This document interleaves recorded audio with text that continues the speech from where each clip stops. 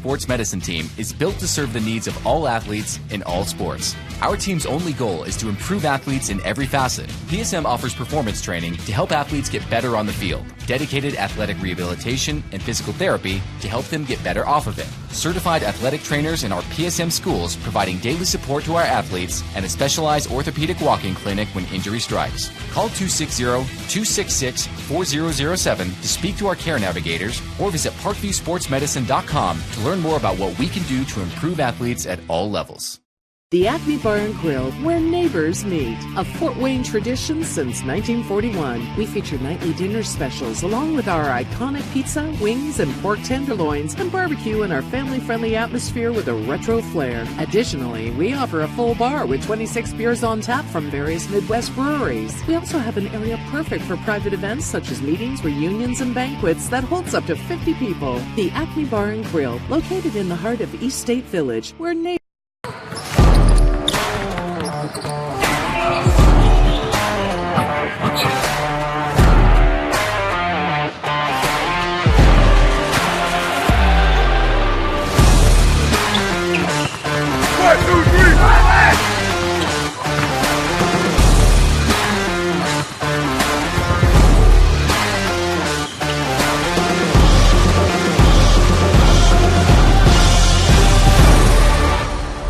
Give your home the curb appeal it deserves and trust Kurt's Mio to power wash your home.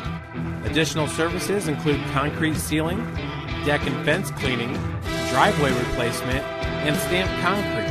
Just head on over to kurtzmio.com, request your virtual quote, and use the code SummitCity for 15% off all power washing services today. That's kurtzmio.com, supporting the youth of Fort Wayne. The Kelly Automotive Group is simple, transparent, reliable. Simple. Our customer specialists make buying a car easy and fun. Transparent. Our price listed is the best price. No hassle, no gimmicks. Reliable. Buy with confidence and peace of mind. We work hard to ensure the best value however you shop. Come see us in Decatur at the 2733 Auto Mall and shop 7 brands in one location. The Kelly Automotive Group. Simple, transparent, reliable. Joint pain, sprains, strains, or a possible broken bone? Make the Parkview Ortho Express walk-in clinic your first stop when you have an orthopedic or sports injury. Parkview Ortho Express, located at the Sport One Parkview Fieldhouse, gives you access to quick care and orthopedic physicians when you need it most. Get x-rays, treatment, and referrals to Parkview Care, all in the convenience of a walk-in clinic. Parkview Ortho Express is open Monday through Thursday, 7 a.m. to 7 p.m., Friday, 7 a.m. to 5 p.m., and Saturday, 8 a.m. to 12 p.m. Call 260-266-4007 for more information.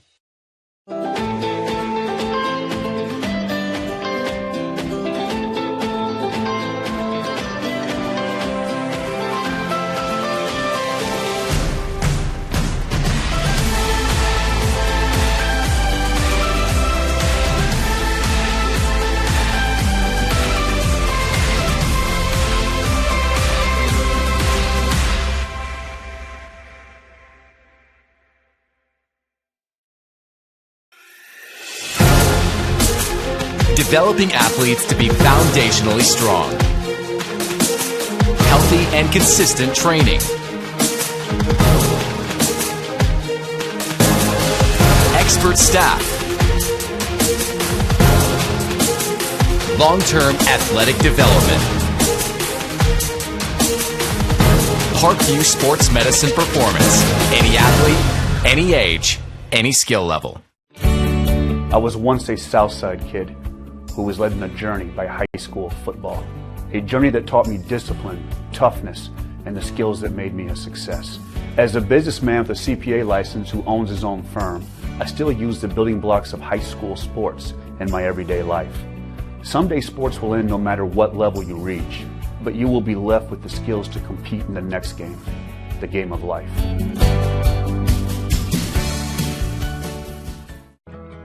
I chose St. Francis because they made a promise that I would have real-world experience that I could take when I graduated, and they delivered on that promise. For me, the classroom only gets you so far, so they're setting me up with an internship. I had a mentor that they set me up with that was a CEO of a DuPont hospital in Fort Wayne. They offer degrees in accounting, business administration, risk management and insurance, marketing, and finance. They just did a great job of the full circle of not only the education but also the experience. Thank you for supporting Summit City Sports. For the last several years, we've provided the Fort Wayne community and beyond with coverage of a variety of sports, thanks to our title sponsorship from Parkview Sports Medicine. Since we began in 2015, our annual budget has covered the cost of videographers and commentators to over 300 plus games each year. New equipment and maintenance of that equipment, along with increased broadcast rights fees from the IHSAA. This season, we're reaching out to friends, families, and local businesses for additional sponsorships and donations. You can help us grow and get coverage to your favorite team or sport. A Summit City Sports sponsorship or donation will help make that happen. We have the goal of bringing fans live stream games of every SAC game we cover. With the additional funds, we'd invest in mobile internet devices, allowing us to bring our supporters every SAC conference football and boys and girls basketball games live, as well as more coverage for sports like cross country, tennis, golf, swimming, wrestling, track and field, baseball, and softball. For more information on sponsorships or how to donate, visit SummitCitySports.com. Well, greetings, everybody, from Archer Field at Southside High School. Welcome into the Parkview Sports Medicine pregame show as we get ready for week number 3 of high school football in the Summit Athletic Conference. Tonight, it's the Southside Archers hosting the Bishop Dwenger Saints. Jim Measle here, along with Ryan Dellinger, our cameraman once again, Dave Peterson. Cloudy skies right now. Temperatures about 70 degrees. Weatherman says we're supposed to drop into the mid-60s by the time we get done. There is a shower moving through right now. Several of the spectators who are here early have their rain gear on. Others have umbrellas out. But it's a almost perfect night for high school football. Ryan Dellinger, this is the type of weather you like to play in. Absolutely. That's other than this brief rain shower, it's been overcast all day here in Fort Wayne for the most part. The field's in excellent condition for this time of the year. Generally, this time of the year, we're dealing with bad conditions because we've had such amount of rain in the fall. But this year, it has been dry on Friday nights. Let me find some wood here, Jim. We'll knock on it so we can keep it that way. But tonight, beautiful, ready to go. The field is nice and green. Bishop Dwenger and Southside looking to put on one heck of a show here tonight in the Summit Athletic Conference. Dwenger comes in 2-0. Southside 0-2. Dwenger beat Southside last year 47-20 and have had the edge in the series over the last 35 years, winning 28, losing 6. Last time Southside beat Dwenger in football was way back in 2000. Dwenger has scored a pair of impressive victories in their first 2 weeks, and some wonder, Ryan, just how good this Saints team is in 2019. Well, so far, I think they've only given up 6 points in 2 games. They've been very dominant on both sides of the offensive and defensive line, and that's where they do most of their damage, and they get good pressure on the quarterbacks, and then they have a pretty good offense as well. Lytle runs that offense, and he's got Michael Lito on the outside, a pair of Titmans in the backfield, and that's about all you need at Bishop Dwenger. You know, they're up in 5A now. They've moved out of Class 4A due to the success factor. So Coach Jason Garrett got a very good team.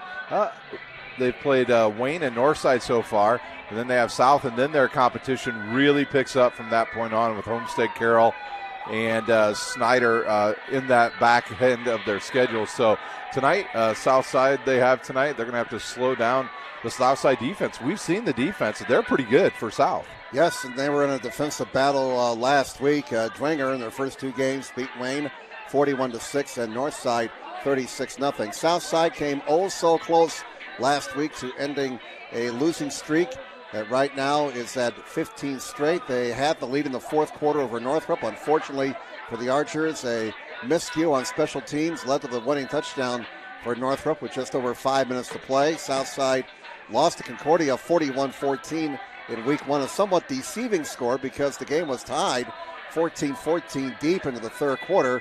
And then last week they lost to Northrop, a game we did, Ryan, 14-8, and that was quite a defensive battle last Friday night. Yep, the two teams combined for a total of 9 turnovers. I think that's actual turnovers. Did we include the turnover on downs a couple times? I'm not sure we did, so my guess is it was probably closer to 11 or 12. But the Southside defense was able to rally to the ball a lot. They were able to put some big hits on the Northrop offensive players and were able to jar the ball loose. Quite frankly, that's the effort that Coach Norfleet needs to start building this program back up here, and they're going to need that tonight. They're playing a very good Dwenger offense. It'll be interesting to see how long South potentially could stay in this game. Their offense has struggled at times. They've been running a two quarterback offense, and you know the old saying, if you got 2 quarterbacks, you got none. So we'll see if they stay with Clark a little more tonight. I thought he did a nice job last week running the offense. And if they can do that and get some pass plays to Javarius Jones or finding their tight end Hapner on some short plays, they need to control the ball. If they do that, they'll be in the game. All right, folks, we're about 19 minutes away from the opening kickoff. Again, this is the Parkview Sports Medicine pregame show. At Parkview Sports Medicine, it's game on. We serve every level of athlete with our integrated sports medicine team, including the region's only specialized athletic rehab facility. Learn more about our services by logging on to parkviewsportsmedicine.com. Once again, tonight's broadcast being brought to you by SummitCitySports.com. Follow us on Twitter at 260 Sports. Like our Facebook page, Summit City Sports, and be sure to subscribe to our YouTube channel. Kelly Automotive Group is Indiana's #1 automotive group with over 1,000 new vehicles and 500 pre-owned vehicles to choose from. Please visit drivekelly.com. Simple, transparent, reliable. Acme Bar and Grill is currently located at 1105 East State Boulevard in Fort Wayne. Order your favorite pizza, pasta, salad, and more, all with the click of a button. Acme Bar and Grill accepts orders online for pickup. Give your home the curb appeal it deserves and trust Kurt's Meal to power wash your home. Additional services include concrete sealing, deck and fence cleaning, driveway replacement, and stamped concrete. The world is waiting for you to make a difference in a way that only you can. Discover your strengths at Indiana Wesley University's residential campus in Marion, Indiana. Visit indwes.edu. Tom Steele Tire has been servicing the Fort Wayne area for over 40 years. They will help you find the perfect tire for your vehicle and other auto repair services like brakes, wheel alignments, engine diagnostics, and more. Big Eyed Fish has been around the Northeast Indiana area for generations. Like their Facebook pages for updated promotions. Enjoy the best fish in Fort Wayne in a family-friendly environment at Big Eyed Fish. Alisteca Mexican Restaurant has been serving consistent food since 1973. Their recipes use only the best fresh ingredients, family-owned, and they pride themselves on great quality. For more information, go to alistecarestaurant.com. And Anderson Heating and Air Conditioning is dedicated to providing the best possible solution for your home or business. You can count on us to provide you with a system and solution that fits your unique needs. All right, we roll along on the Parkview Sports Medicine pregame show. Again, I'm Jim Measle along with Ryan Dellinger. Our cameraman is Dave Peterson. Glad you're with us tonight here on SummitCitySports.com as we get ready for this game in Week 3 between Bishop Dwenger and Southside. Taking a look at some of the other action tonight, let's check out the SAC standings before we run down the other games. Dwenger, Snyder, and Homestead all tied for first place at 2-0. Then Carroll, Concordia, Lourdes, and Northrop all at 1-1. Northside, Southside, and Wayne all at 0-2. All right, the other action, the Carroll Chargers, Ryan, at Northside tonight to take on the Legends. Legends looking to get on the scoreboard for the first time this season, and Carroll smarting after that heartbreaking loss to Snyder. Yep, absolutely. That was a block PAT that cost Carroll the game. They did not execute on one play, and when two good teams get together, that's usually what determines the game. Carroll's got a good quarterback in Becker. I heard some stuff during the week that they're afraid he's going to get hurt because he runs so much with the ball, but he's so lightning fast that it makes sense that he gets out and runs around a little bit with the ball. For Northside, they're just looking to they probably feel like they have some relief playing Carroll, to be honest with you. They had the gauntlet of Snyder to Dwenger to start the season, and they've come through those games fairly healthy, and they usually play pretty inspired against a good Carroll team. The Bishop Loras Knights are at Homestead tonight to take on the Spartans. Homestead has been very impressive in the first 2 weeks. Loras, a nice bounce-back win last week as they defeated Wayne, a game that they seemingly had well in hand in the second half, but Wayne put on a tremendous rally, but Loras hung on to get the W. Absolutely, and that's a very young Lures team, but they're going up against a very, very good Homestead team. Lou Goody on the season already with 7 touchdown passes, no interceptions. So Lures are going to have their hands full tonight. I see Homestead probably in a rout in that game, and hopefully Coach Lindsay has his guys ready to play to give it a good showing, but I just think Homestead's going to be way too much. Well, the Snyder Panthers don't have to travel very far as they take on Concordia tonight. The Cadets 1-1, the Panthers 2-0. Snyder had a tough one last week. They might be the team that's ripe for an upset tonight because Concordia got smoked last week in the hands of Homestead. And they always seem to play Snyder really tough in those first 2 quarters. A few years ago, they were in it all the way to the end, but Snyder had too much for them. I just think Snyder's going to get the power run game going with Collier tonight, along with Lenny Bennett. If they can do that, I think they control that game and take down my alma mater, the Concordia Cadets. And the Panthers and Cadets play on the same field, so familiar surroundings there. Yeah, not too far apart from each other at all. So, yeah, I see Snyder winning in a romp. And the Northrop Bruins will be hosting the Wayne Generals tonight. Wayne, as I mentioned, had that tremendous comeback against Loras and almost pulled that game out of the fire, even though Loras had a big edge in stats, especially in time of possession. It was almost a 2-1 margin in favor of the Knights in that category last week. And we saw Northrop, despite all the mistakes, somehow find a way to win last week against Southside. I think the interesting thing for Northrop is who's going to start at quarterback. I think it was it White at the end of the game that played for them at quarterback, and he looked actually pretty good. Hoot was the other quarterback. He wasn't quite as impressive, so we'll see which quarterback goes for them. The running backs are good. For Wayne, can they not get behind early? That has been their Achilles heel in both of their first 2 games of the season. And can they get Fields going as their running back tonight? That's a pick 'em. Yeah, I'm going to take a coin out and flip it right now. And it went heads, so I guess I'll take the home team Northrop in that game. Yeah, I think that's going to be the most competitive team or game on the board tonight in the SAC. Well, the other conferences are getting going here in week number 3. IHSAA, a tremendous matchup at Bluffton, as Bluffton hosting South Adams. Both of those teams are 2-0.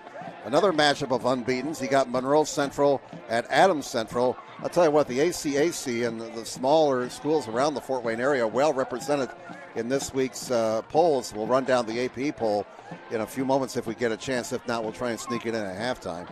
Also in the IHSAA tonight, you got Jay County at Southern Wells, and Woodland travels to Heritage.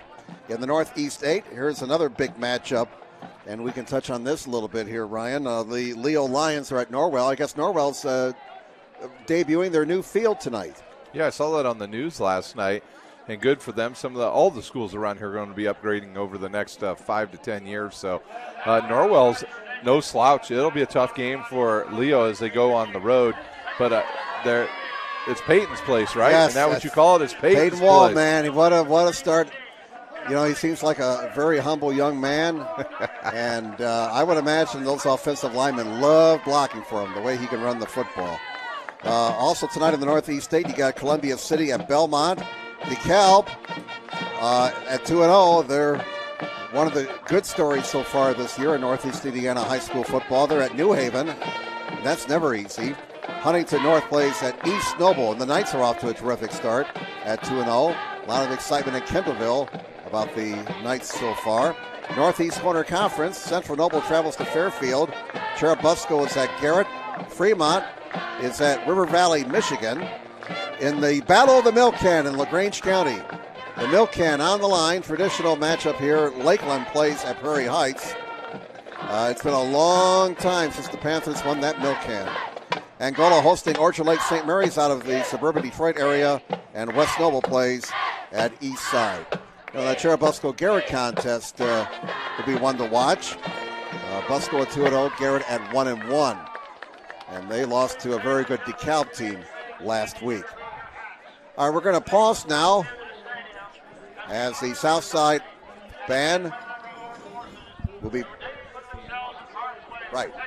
We're going to pause now as the Southside High School marching band, known as the Green Machine, will be performing our national anthem.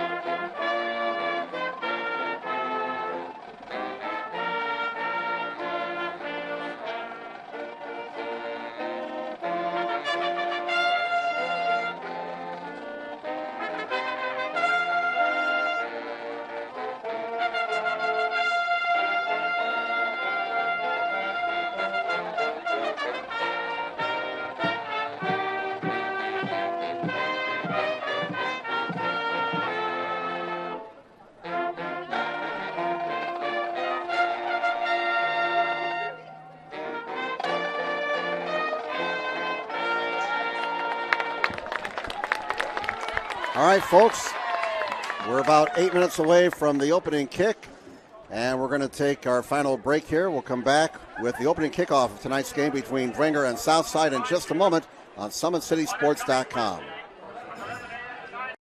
Sports Medicine's integrated sports medicine team is built to serve the needs of all athletes in all sports. Our team's only goal is to improve athletes in every facet. PSM offers performance training to help athletes get better on the field, dedicated athletic rehabilitation and physical therapy to help them get better off of it, certified athletic trainers in our PSM schools providing daily support to our athletes, and a specialized orthopedic walk-in clinic when injury strikes. Call 260-266-4007 to speak to our care navigators or visit ParkviewSportsMedicine.com to learn more about what we can do to improve athletes at all levels.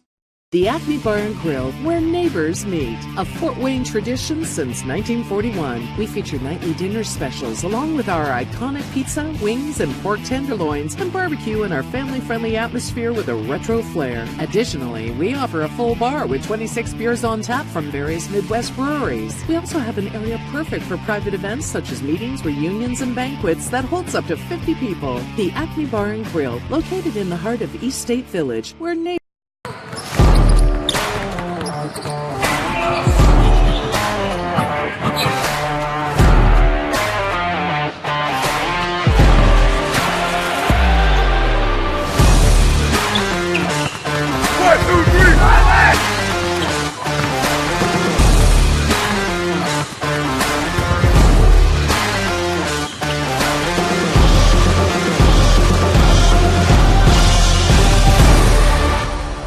Give your home the curb appeal it deserves, and trust Kurt's Mio to power wash your home. Additional services include concrete sealing, deck and fence cleaning, driveway replacement, and stamped concrete. Just head on over to kurtzmio.com, request your virtual quote, and use the code SummitCity for 15% off all power washing services today. That's kurtzmio.com, supporting the youth of Fort Wayne. The Kelly Automotive Group is simple, transparent, reliable. Simple. Our customer specialists make buying a car easy and fun. Transparent. Our price listed is the best price. No hassle, no gimmicks. Reliable. Buy with confidence and peace of mind. We work hard to ensure the best value however you shop. Come see us in Decatur at the 2733 Auto Mall and shop 7 brands in one location. The Kelly Automotive Group. Simple, transparent, reliable. Joint pain, sprains, strains, or a possible broken bone? Make the Parkview Ortho Express walk-in clinic your first stop when you have an orthopedic or sports injury. Parkview Ortho Express, located at the Sport One Parkview Fieldhouse, gives you access to quick care and orthopedic physicians when you need it most. Get x-rays, treatment, and referrals to Parkview Care, all in the convenience of a walk-in clinic. Parkview Ortho Express is open Monday through Thursday, 7 a.m. to 7 p.m., Friday, 7 a.m. to 5 p.m., and Saturday, 8 a.m. to 12 p.m. Call 260-266-4007 for more information.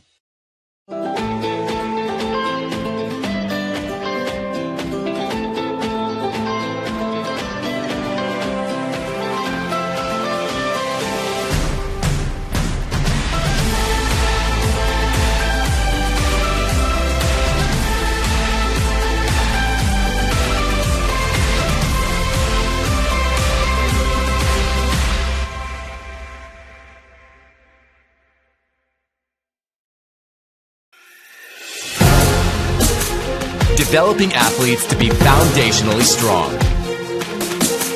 Healthy and consistent training.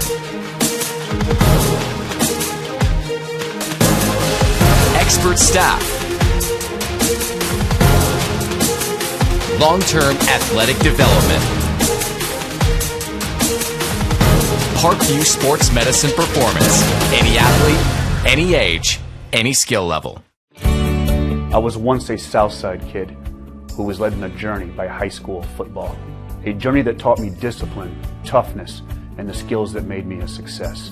As a businessman with a CPA license who owns his own firm, I still use the building blocks of high school sports in my everyday life. Someday sports will end no matter what level you reach, but you will be left with the skills to compete in the next game, the game of life.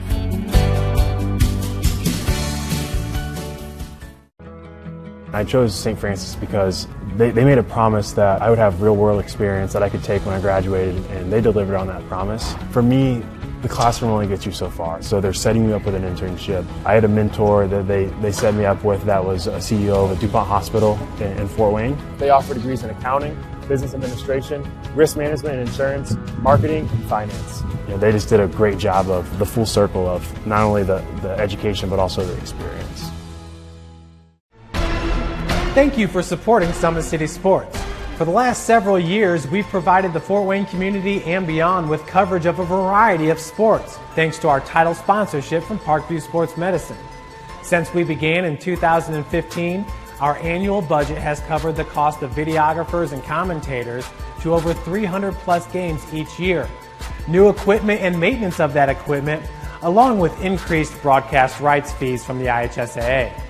This season, we're reaching out to friends, families, and local businesses for additional sponsorships and donations. You can help us grow and get coverage to your favorite team or sport. A Summit City Sports sponsorship or donation will help make that happen. We have the goal of bringing fans live stream games of every SAC game we cover.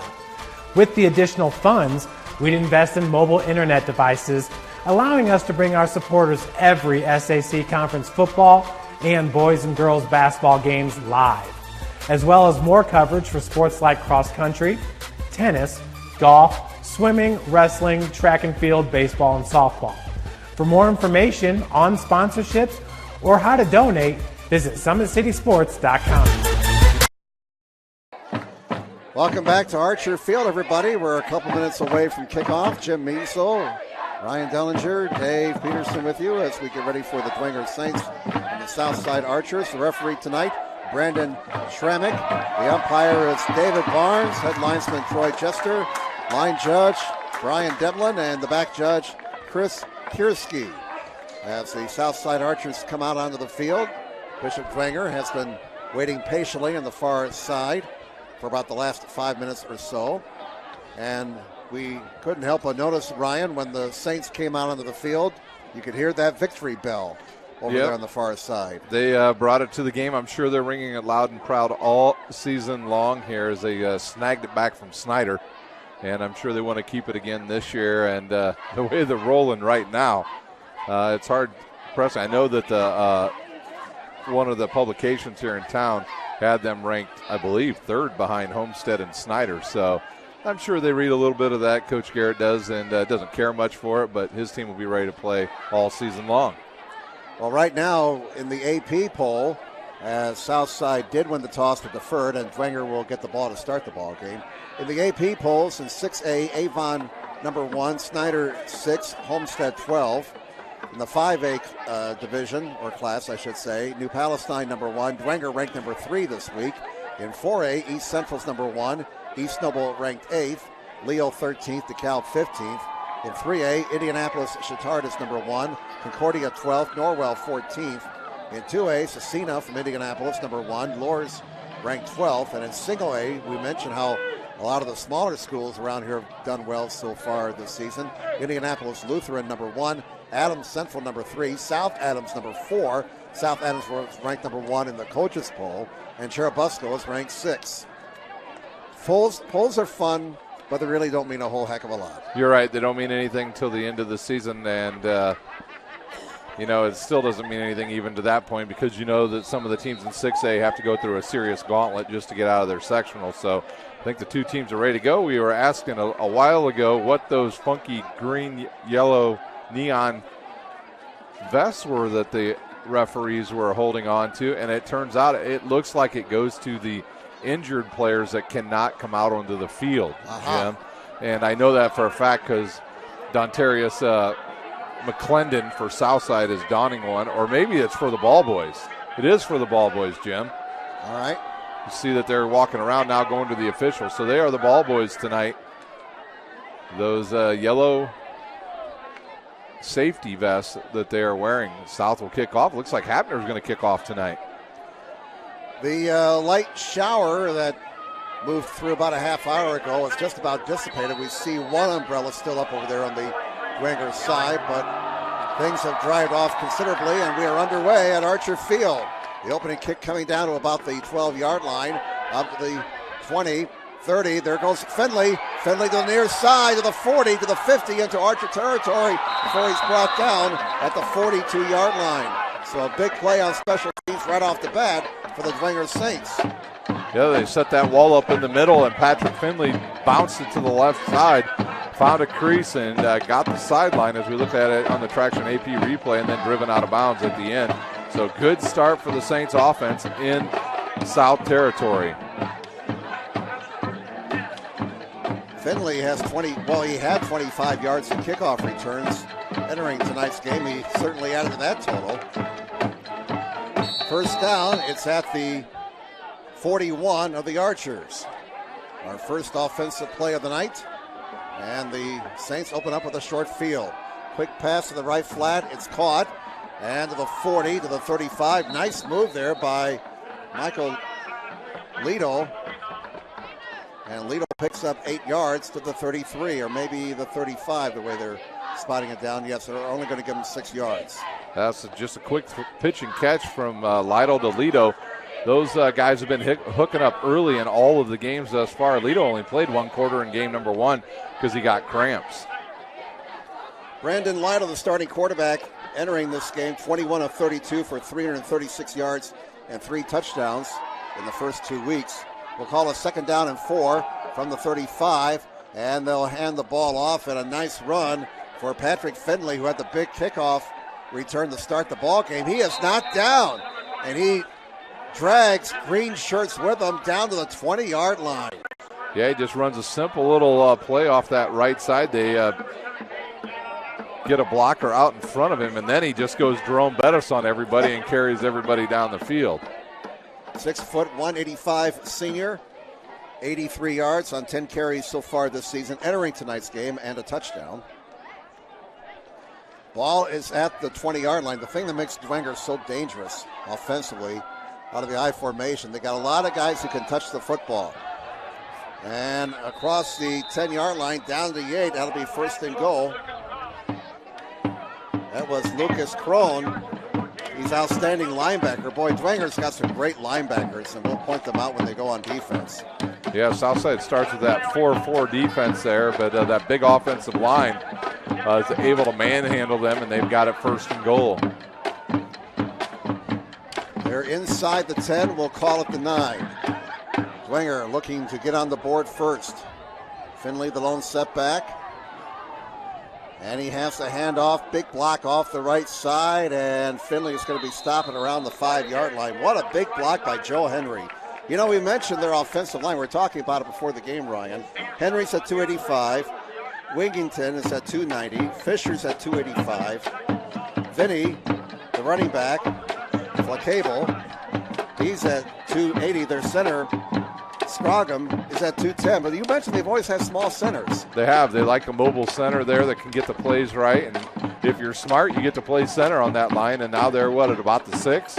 Look at this. This is old school football. And there's Vinny in the backfield. And there's Vinny leading the blocking and getting close to the goal line. Devin Tipman, give that man 6 points. Touchdown, Dwenger Saints. A very impressive opening series for the Saints. They had a short field, and they marched it 43 yards for the touchdown. Just a simple play with the power formation here, and Dwenger going to go for 2? No, it looks like they brought their field goal kicker out. Kind of a hybrid version of the swinging gate here. Joe Belanda, 7 of 7 on PATs this year. I think that's 99 out there. It is. Uniform's kind of scrunched up a little bit. Kick is up, and the kick is good. And he's 8 for 8 on PATs in 2019. Timeout. Dwenger 7, Southside nothing. Back in a moment on SummitCitySports.com.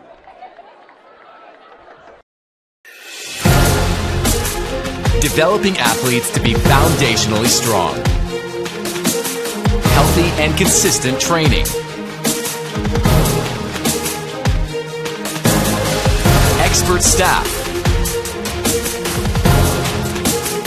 Long-term athletic development.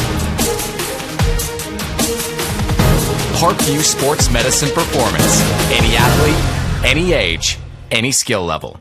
I was once a Southside kid who was led on a journey by high school football. A journey that taught me discipline, toughness, and the skills that made me a success. As a businessman with a CPA license who owns his own firm, I still use the building blocks of high school sports in my everyday life. Someday sports will end no matter what level you reach, but you will be left with the skills to compete in the next game, the game of life.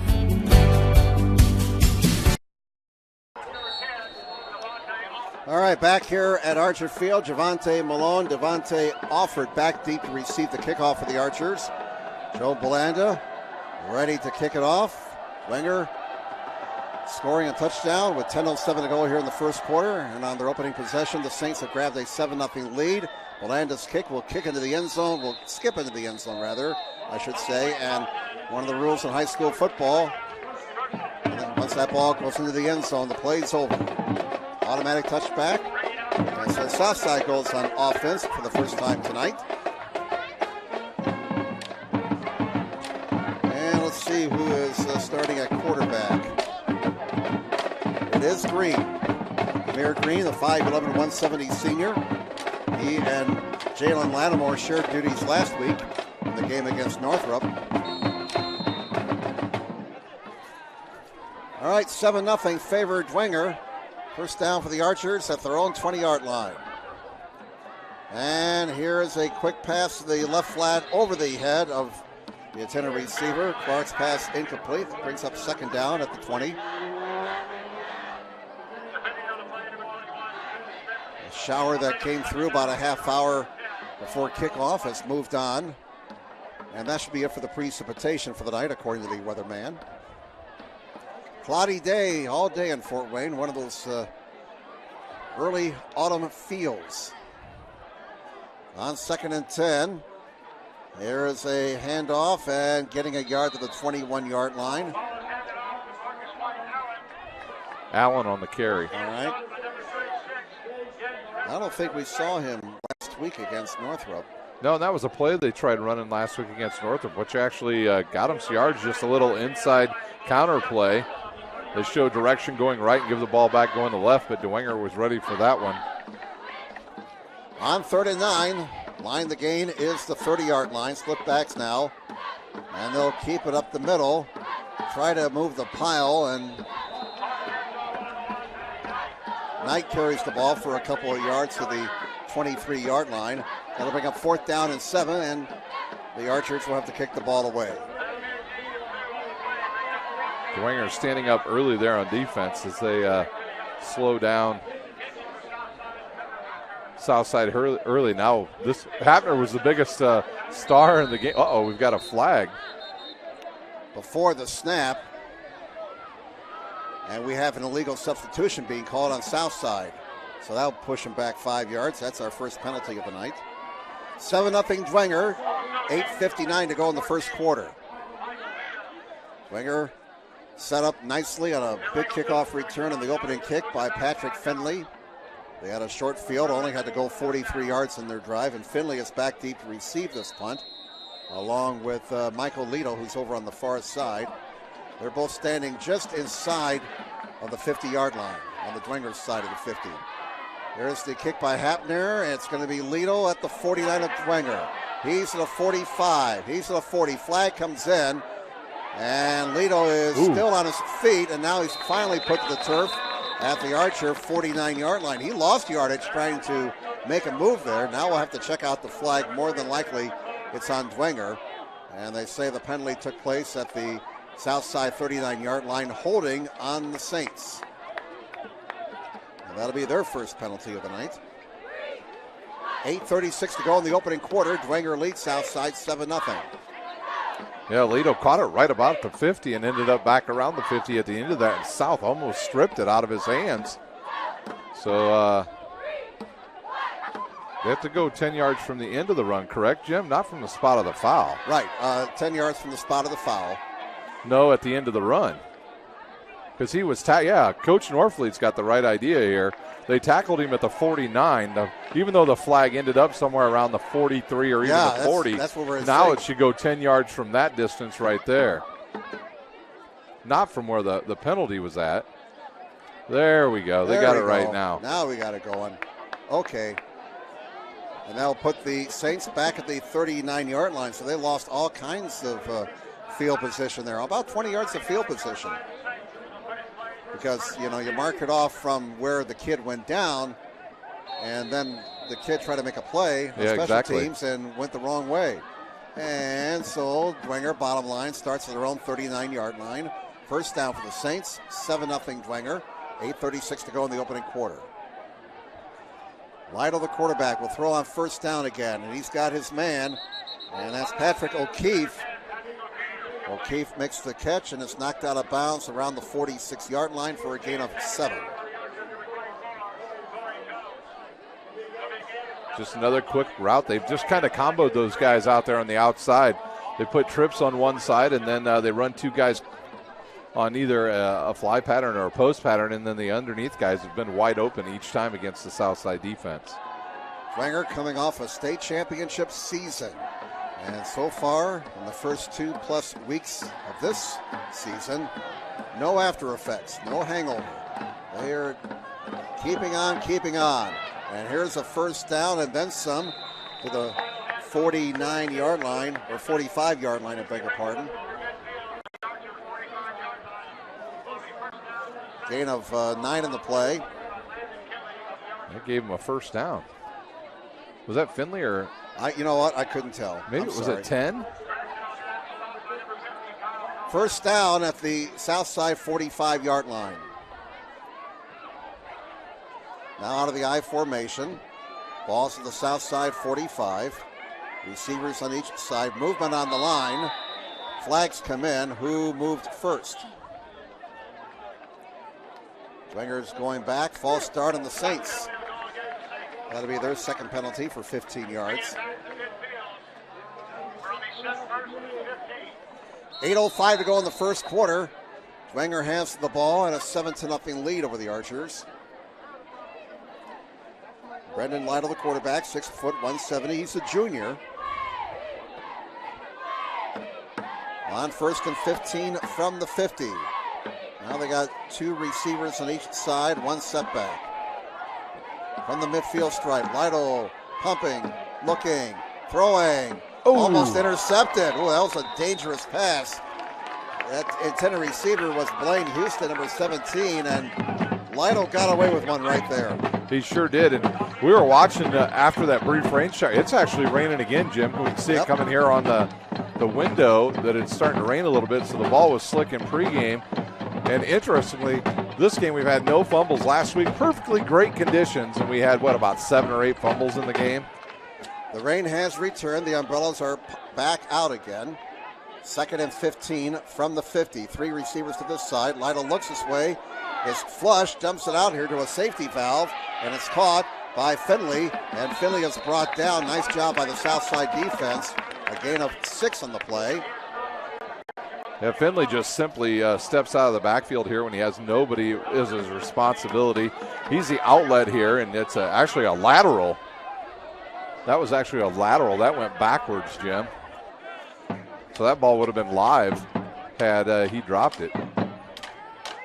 Of course, the Music City Miracle was a lateral as well as forward pass, I should say, by Wilson called 20 years ago. 3rd down and 9 from the 44.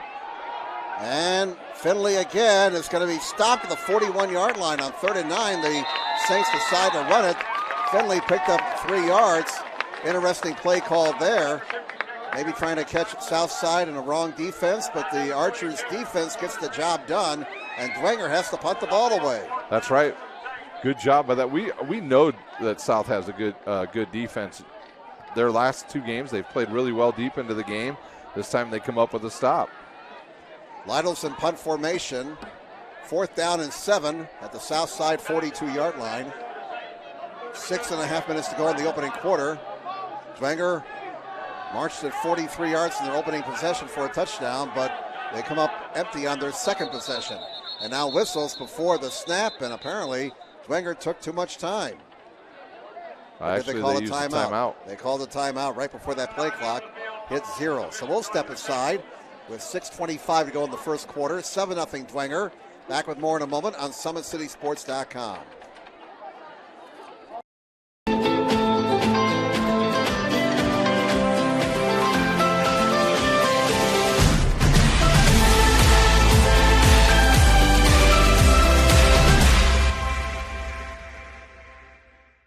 The Acme Bar and Grill, where neighbors meet. A Fort Wayne tradition since 1941. We feature nightly dinner specials along with our iconic pizza, wings, and pork tenderloins, and barbecue in our family-friendly atmosphere with a retro flair. Additionally, we offer a full bar with 26 beers on tap from various Midwest breweries. We also have an area perfect for private events such as meetings, reunions, and banquets that holds up to 50 people. The Acme Bar and Grill, located in the heart of East State Village, where neighbors... For every victory, for every highlight, for every team in the Summit Athletic Conference, we've got you covered. Like, follow, and subscribe for all the latest. Well, back to the action. We got a fake and a rollout by Brandon Lytle, who was in punt formation. He throws a pass, and it's caught for a first down. And the reception was made by K.J. Tipman, a sophomore, number 37. Well, you know, if you just say Tipman, you're more than likely going to get it right. First down, number 5 for Dwenger. So Dwenger on a fake punt. And now a penalty flag comes in. Again, an illegal substitution called. This one is called on the Saints. So both teams been penalized for that here in the first 6 minutes. 5-yard mark-off puts the ball back at the Archer 37. It'll be 1st and 15. Third penalty for 20 yards against Dwenger. I guess Lytle was having some issues. That's why they had to call a timeout there. He was sneezing like crazy. Yeah, he was, and they used one of their timeouts. Oh, 3 receivers in this side. Lytle hit as he throws, going deep, got a man at the goal line. A sliding catch at the 1 by Michael Lido. Wow, he just really put a ton of air underneath this one. Look at this one on the Traction AP replay. A bomb to Michael Lido Jr. almost results in a touchdown. Wow, that was close. I'm not sure if that wasn't if we had instant replay, I'm not sure that would have been a touchdown. Well, in high school ball, you're down where the ball is at. You don't. In the pros, obviously, that's a score since he wasn't touched. But once you hit the ground, you're down.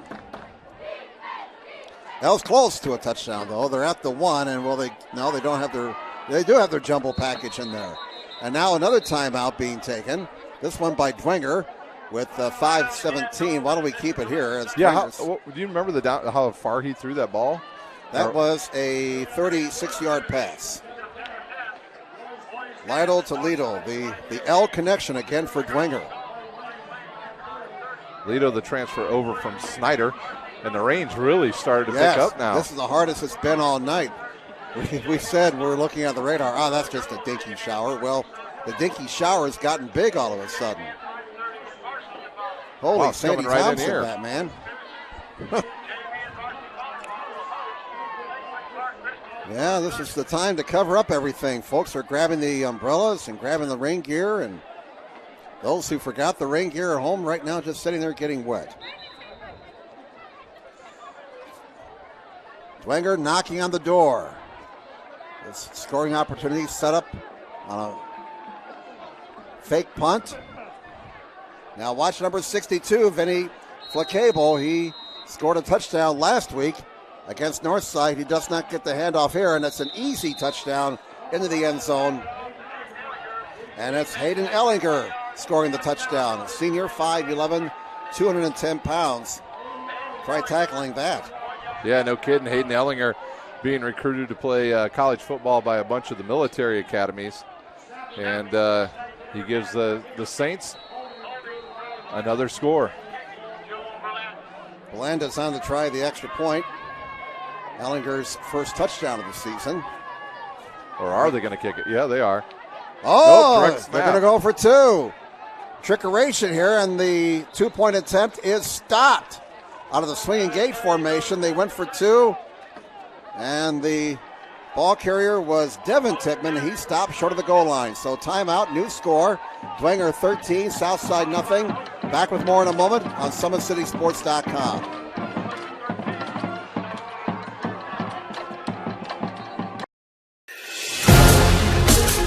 Developing athletes to be foundationally strong. Healthy and consistent training. Expert staff. Long-term athletic development. Parkview Sports Medicine Performance. Any athlete, any age, any skill level. I was once a Southside kid who was led on a journey by high school football. A journey that taught me discipline, toughness, and the skills that made me a success. As a businessman with a CPA license who owns his own firm, I still use the building blocks of high school sports in my everyday life. Someday sports will end no matter what level you reach. But 13-0 Dwenger. 5:15 to go in the opening quarter. Belanda's kick towards the near side. Will it stay in bounds? It stays in bounds. It's picked up at the 14-yard line and brought down at the 19-yard line. That's the Southside returner. That's Marcus Allen White. That's a good name. Yes. Marcus Allen White. Marcus White Allen, I beg your pardon. Marcus White Allen, 6 foot 188. Sophomore, graduates in 2022. Had to think a little bit there. Now. You got a big day ahead of you tomorrow. Ball at the 19-yard line. On first down, a quick pass nearly intercepted here on the nearest side by Patrick Finley. And Finley would have had nothing but 20 yards of green grass in front of him. Yeah, they were looking to just throw an out route there to Javarius Jones, and Patrick Finley jumped it early, and he was the one that was really open. Hey, look at that backfield, Jim. Did you notice they had a very large running back? I don't remember seeing him last week. Did you get a number on? Yeah. Yes, I just noticed it now. Second down and 10 for Southside at their own 19-yard line. They'll keep it on the ground. And the ball carrier is Manny Knight. Knight across the 20 up to about the 24-yard line for a gain of 5. They'll make it 3rd down and 5 for the Archers. Saints on top, 13-0. So far, Dwenger taking care of business. 4:40 remaining in the opening quarter. Line the gain is to 29. Archers went 3 and out in their opening possession.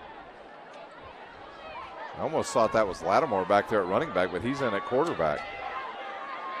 And he's under center. Split backs behind him. Whistles as the ball is snapped. The running back took off a bit too early. False start on the Archers. Their second penalty for 10 yards. This will make the chore a little bit more difficult for Southside. They'll lose the 5 yards they just gained, and that'll make it 3rd down and 10 for Southside at their own 19-yard line. It looks like that Hayden, just had that name, Hayden Harmon, maybe, that's back there, 34. He's listed as a running back. I can now pick out that number, folks. Again, Southside home jerseys, not the easiest to see the numbers. Latimer's throws incomplete in the left flat. That'll bring up 4th down for the Archers at their own 19-yard line, and they will have to kick the ball away. Varius Jones, the intended receiver on the far side. So Trevor Hapner will be back in to punt the ball away. Lido back deep along with Finley. 2 dangerous return men for the Saints. Finley kind of established the tone on the opening kickoff of that big return that gave the Saints a short field for their opening possession. And a line drive punt takes a south side bounce. Finley is going to let it go. He says, I want nothing to do with that ball, which is acting like it's stuck full of razor blades, and he'll take it. And the ball will roll dead at the 42-yard line. Those are the ones, as a kick returner, when that ball is bouncing around and going every which way but loose, just let it go.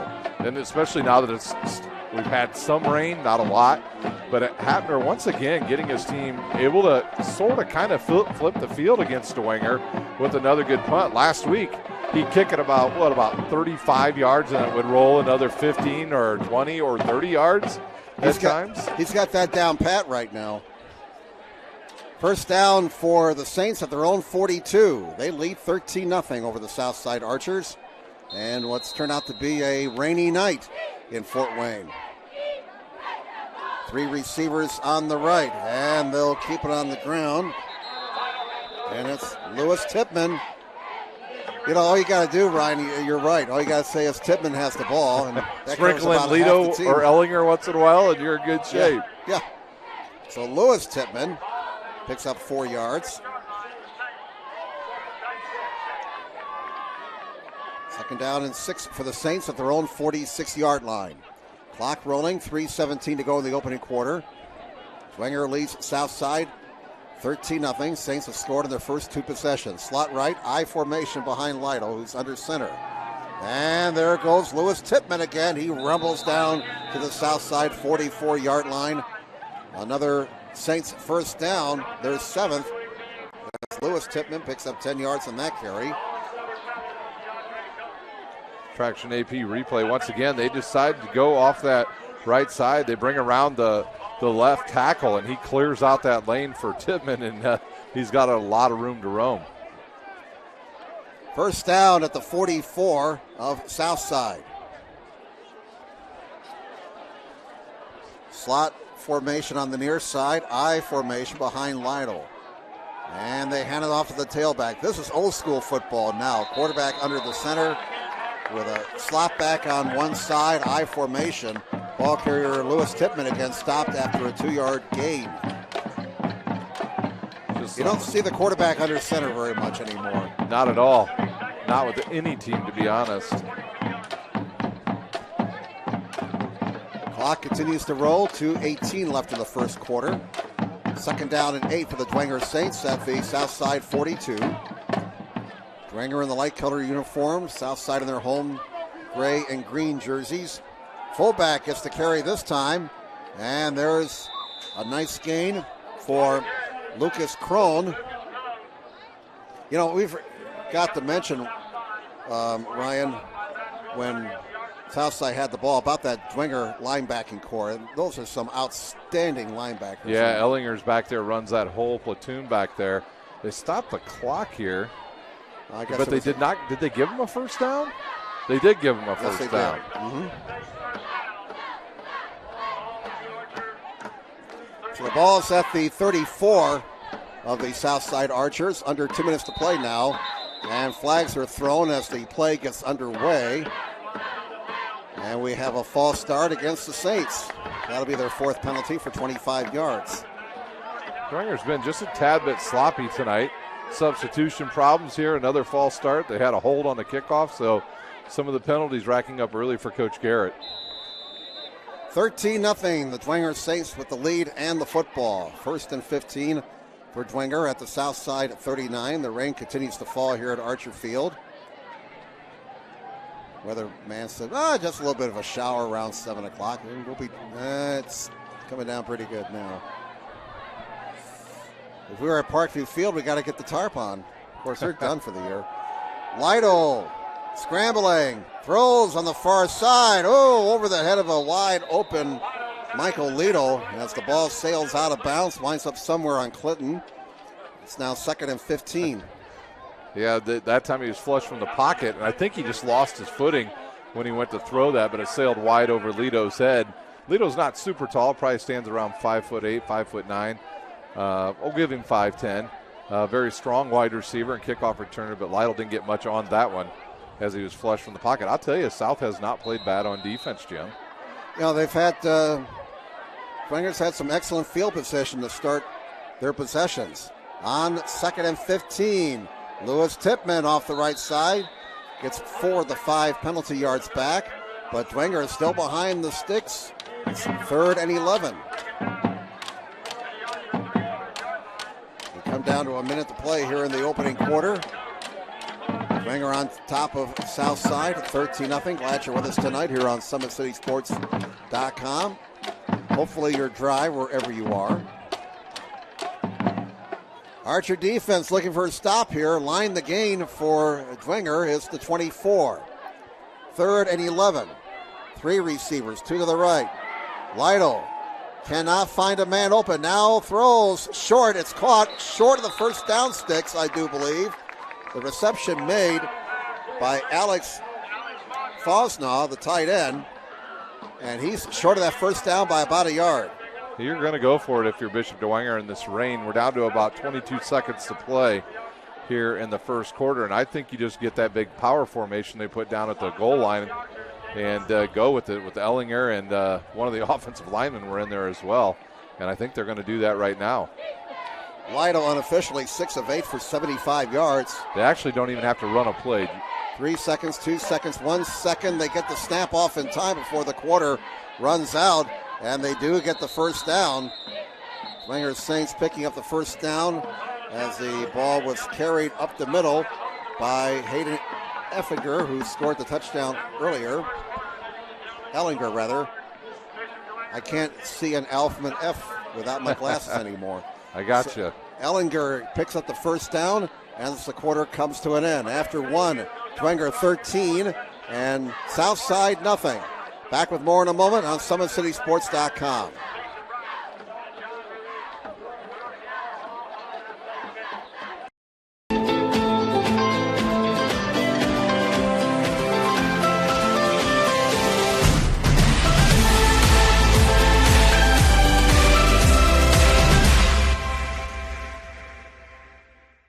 The Acme Bar and Grill, where neighbors meet. A Fort Wayne tradition since 1941. We feature nightly dinner specials along with our iconic pizza, wings, and pork tenderloins, and barbecue in our family-friendly atmosphere with a retro flair. Additionally, we offer a full bar with 26 beers on tap from various Midwest breweries. We also have an area perfect for private events such as meetings, reunions, and banquets that holds up to 50 people. The Acme Bar and Grill, located in the heart of East State Village, where neighbors... For every victory, for every highlight, For every team in the Summit Athletic Complex, we've got you covered. Like, follow, and subscribe for all the latest.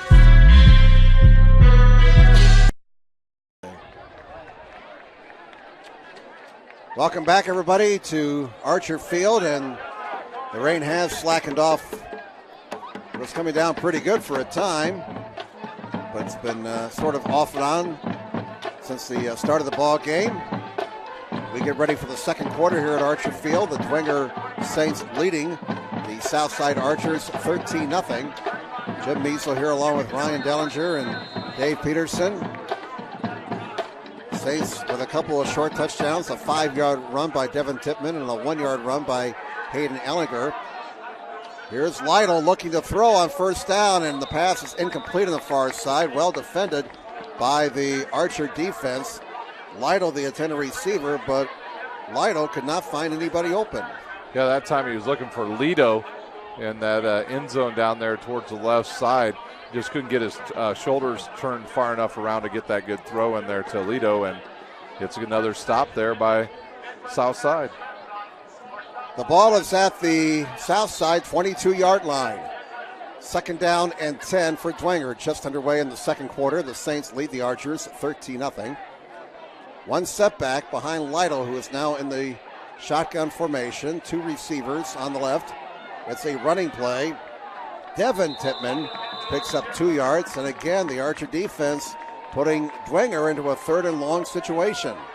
Yeah, well, they had this situation earlier, and they just elected to run the ball and then go for it again. So we'll see if they stay with that same pattern here as they bring in another sub. 3rd down and 8. Line the gain is to 12. 3rd and 8 for Dwenger on the south side 20-yard line. Now we'll go with a I formation, receivers on each side. Tailback gets the ball, and it's Devin Tippmann following his blockers, and he is going to be stopped well short of the first down at the 16-yard line, Ryan. Yeah, they just strung him out there, and there was nothing he could do, and Southside holds once again. Now let's see, do they send on the place kicker? No, they're sending in a tight end and a big guy. That's Fosnaw, the tight end, checks in, so they may try something with him.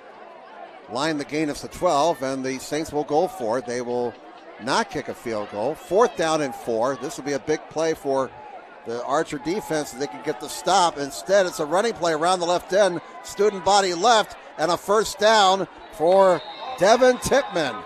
It'll be 1st and goal at the 5. He needed 4 and got 9.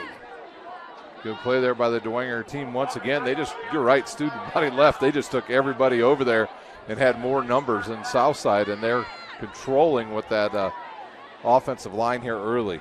I got Dwenger now with 10 first downs. Wow. They're knocking on the door again. And now whistles as Dwenger is breaking the huddle.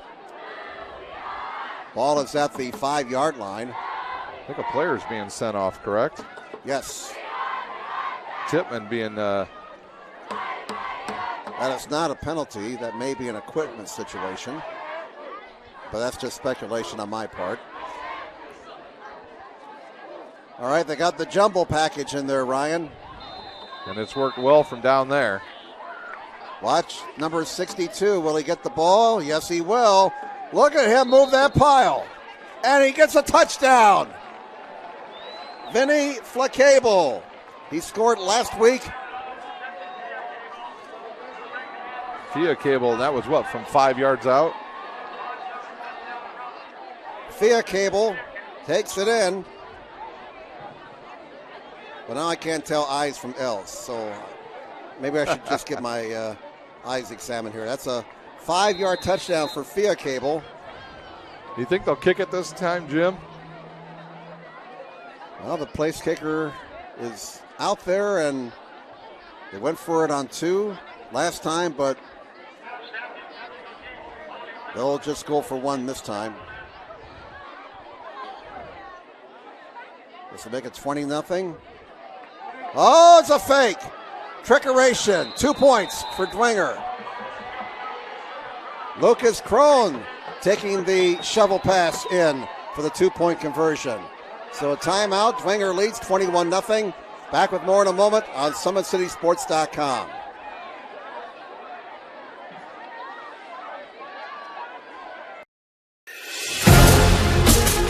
Developing athletes to be foundationally strong. Healthy and consistent training. Expert staff. Long-term athletic development. Parkview Sports Medicine Performance. Any athlete, any age, any skill level. I was once a Southside kid who was led on a journey by high school football. A journey that taught me discipline, toughness, and the skills that made me a success. So it was Drew Lytle on the shovel pass. 2-point conversion good to Lucas Crone. 21-0 Dwenger. And we have 10:14 to go in the first half. Dwenger has scored in their first 3 possessions. And just as we're getting ready to get the ball kicked, we have whistles. Did the clock run out? Did the play clock run out? I guess it did. I've never seen a delay of game on a kickoff. Man, they were out on the field quickly, weren't they?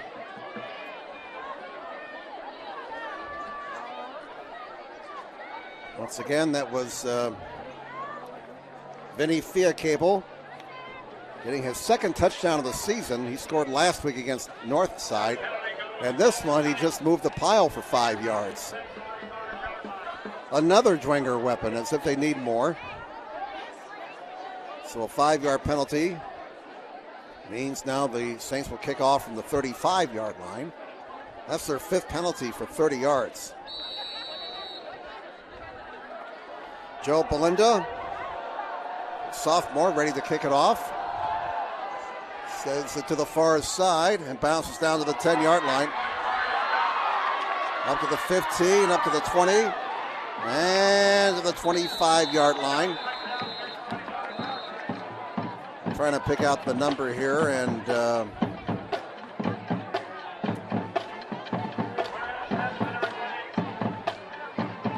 that kick was returned by Jones, Javaris Jones. Again, sorry for the hesitation, but as you can see, dark green numbers on dark jerseys are rather hard to pick out. First down for the Archers at their own 25-yard line. 21-0 favor of the Dwenger Saints. Wing backs on each side. And the snap is fumbled. Beanbags on the ground. They scramble for it inside the 20-yard line, and it looks like the Dwenger Saints will not get the football. It is recovered for Southside by Manny Knight. But they lost 7 yards on that play.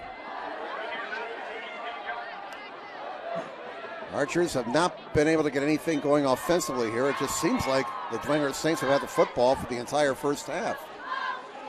Yeah, I don't even know if South's picked up a first down yet, have they? They've only had 7 offensive plays. Ball is at the 18-yard line, second down and 17 for the Archers.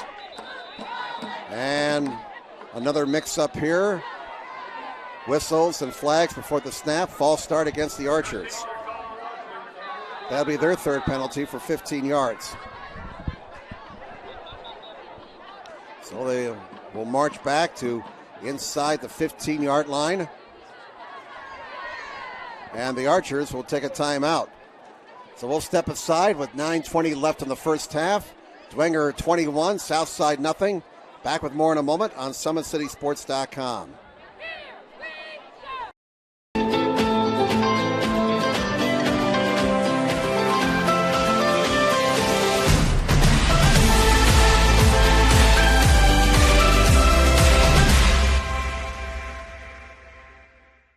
The Acme Bar and Grill, where neighbors meet. A Fort Wayne tradition since 1941. We feature nightly dinner specials along with our iconic pizza, wings, and pork tenderloins, and barbecue in our family-friendly atmosphere with a retro flair. Additionally, we offer a full bar with 26 beers on tap from various Midwest breweries. We also have an area perfect for private events such as meetings, reunions, and banquets that holds up to 50 people. The Acme Bar and Grill, located in the heart of East State Village, where neighbors... For every victory, for every highlight, for every team in the Summit F. All right, back here at Archer Field. Out of the timeout, we have 9 minutes and 20 seconds to go in the first half. Here's Lattimore's pass, dropped, incomplete. And it'll be 3rd and long for the Archers at their own 13-yard line. He had the right idea that time, Jim. He knew he didn't have anybody downfield, so he tried to hit his running back. I think. Did you catch the number who he was trying to throw that to? That's just hard to see those numbers on those gray jerseys. And he had him there, and he wouldn't have picked up a lot of yards, but it was the right read by Lattimore. 3rd and 22 now for the Archers. Homestead leads Lures 20-0 late in the first quarter at Homestead. Line the gain is the 35. Play action fake, scrambling to the 15-yard line and down there. A gain of 2. As Lattimore was dropped after a 2-yard gain. And again, those linebackers for Dwenger, that's a very talented bunch. Yeah, they didn't bite on the action to the left side, and they stayed home, and they were able to slow down Lattimore before he picked up any meaningful yards. So another chance for Dwenger to get good field position. Well, 3 of their linebackers already in double digits for tackles in just 2 weeks. Devin Tippmann led the team in tackles with 18, including 3 for losses. Lucas Crone, 15 tackles entering this game. Here's the punt, and it's going to bounce at the 35-yard line. The Saints get away from it, and it'll be down to the 36. Gage Renbarger, 14 tackles. Ellinger, I forgot to mention him, he's got 14 tackles.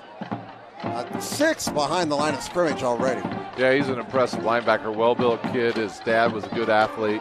When he played football and baseball, he was just good at all the sports. So Hayden, actually a really good baseball player growing up, but has decided to make football his passion, and he's done great with it so far.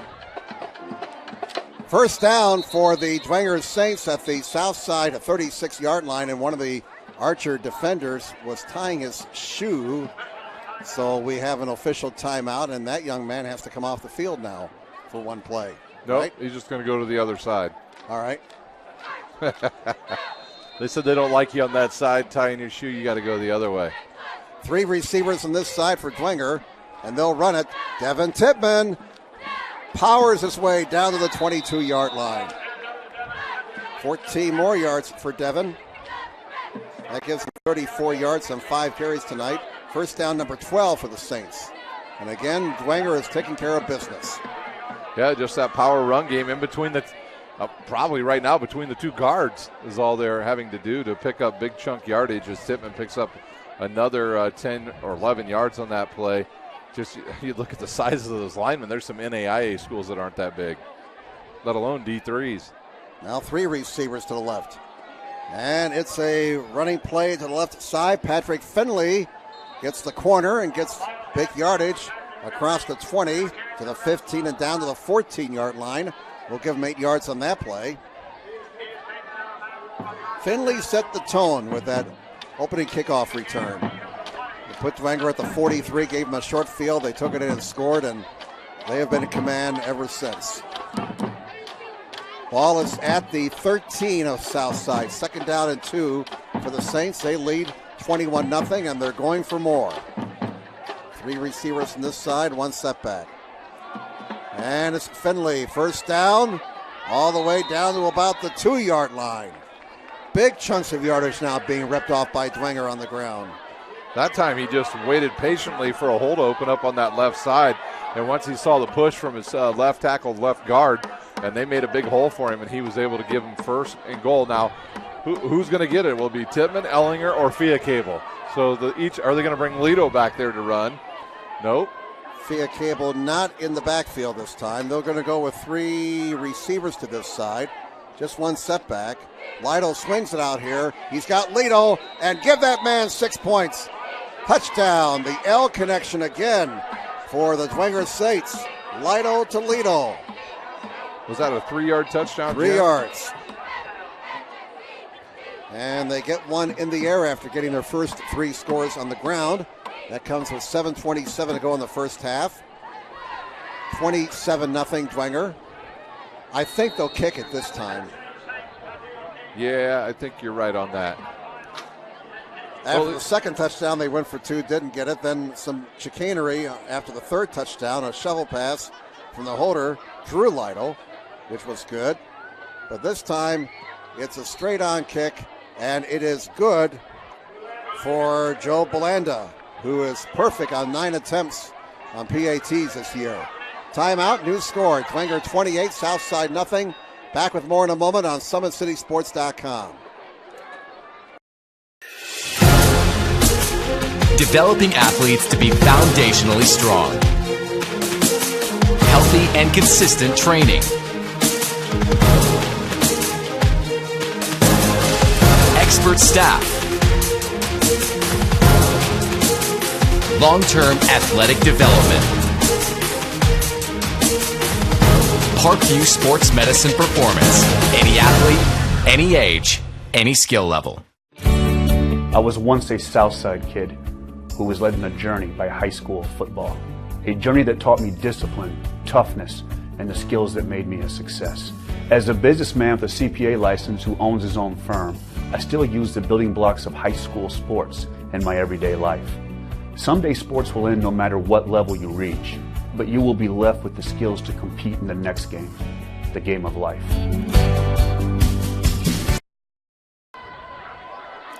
Welcome back, everybody. We'll get you up to speed on a couple of scores here following the kickoff as Dwenger leads here 28-0. Down to about the 10-yard line to the 20 and to the 25-yard line.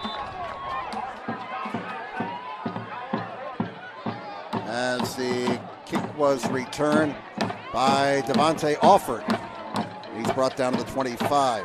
We've got Cherubusco leading Garrett 24-0 in the second.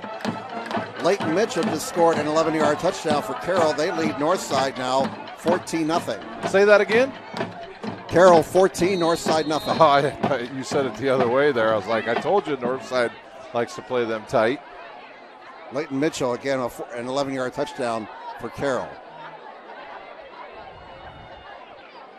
First down to the 25-yard line.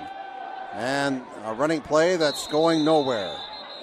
As that Dwenger defense snarling with that 28-0 lead. The ball carrier was Ashton Johnson. He's a 6'2", 220 sophomore. And no gain on that play. Yeah, you saw that time Patrick Finley showing blitz there, and then he came up that B gap over there on the outside of his nose tackle, and he ran right into that play. So good job there by the once again the linebackers. Oh, he had him early. Flag is down. The pass complete. Clark finds his receiver. But this may be for naught as we have a penalty flag down and the Saints are clapping. It looks like it's against Southside. Waiting for the guy in the white hat to tell us. Yes, indeed. Holding on Southside. So the Archers get a little bit of offense, and it's not worth anything because there's a penalty. And that's the spot of the foul, too. Oh, my, that's a big one then. And that was definitely in the backfield. Flag is at the 21-yard line.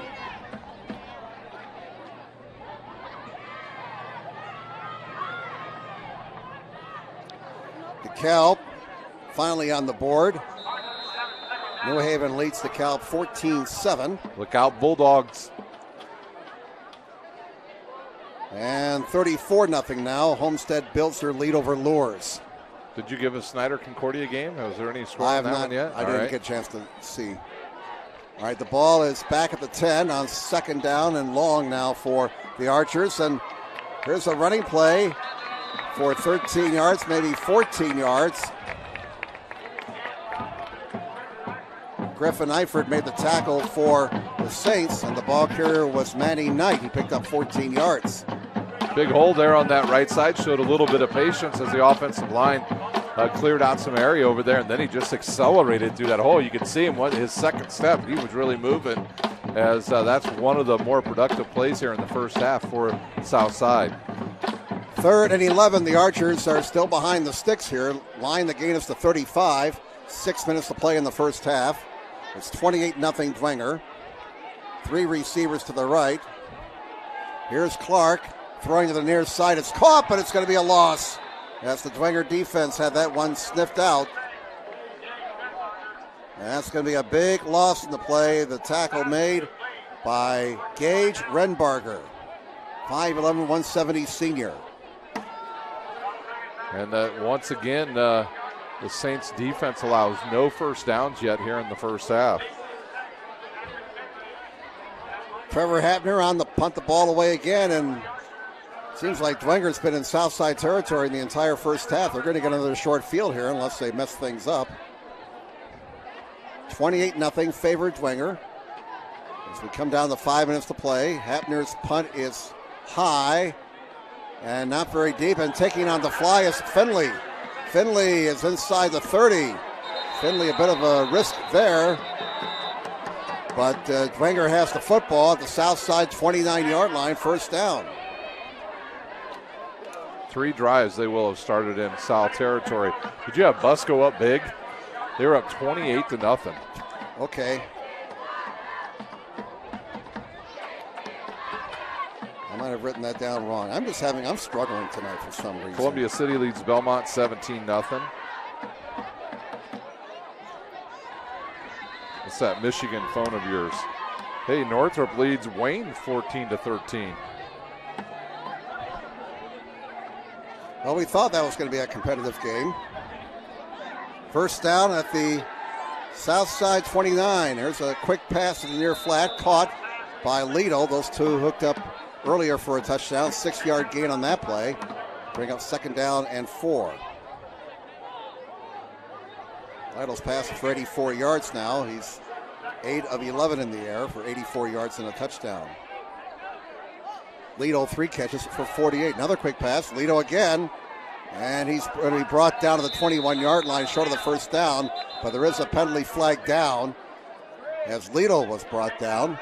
Stops the clock with 4:52 to go in the first half. Dwenger on top, 28-0. And the Saints act like it's on them.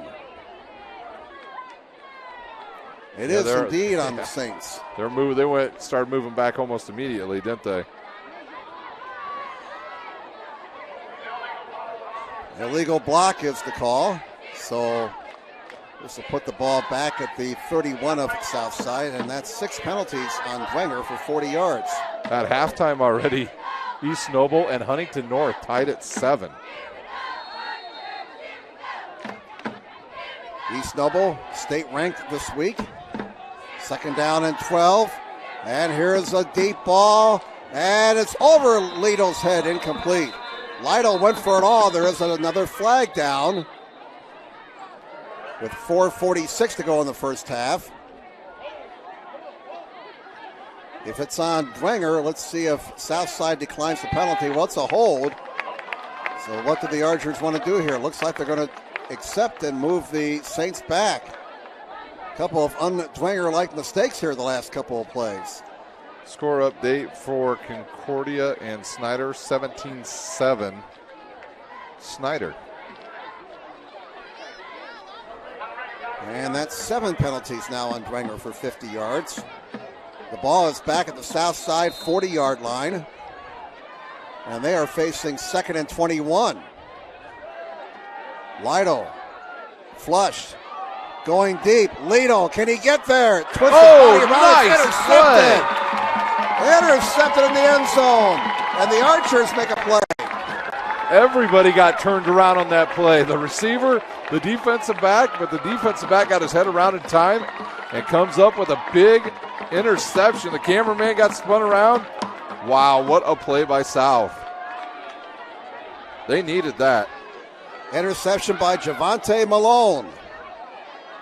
And that's a touchback since he picked the pass off in the end zone. First down for Southside at the 20.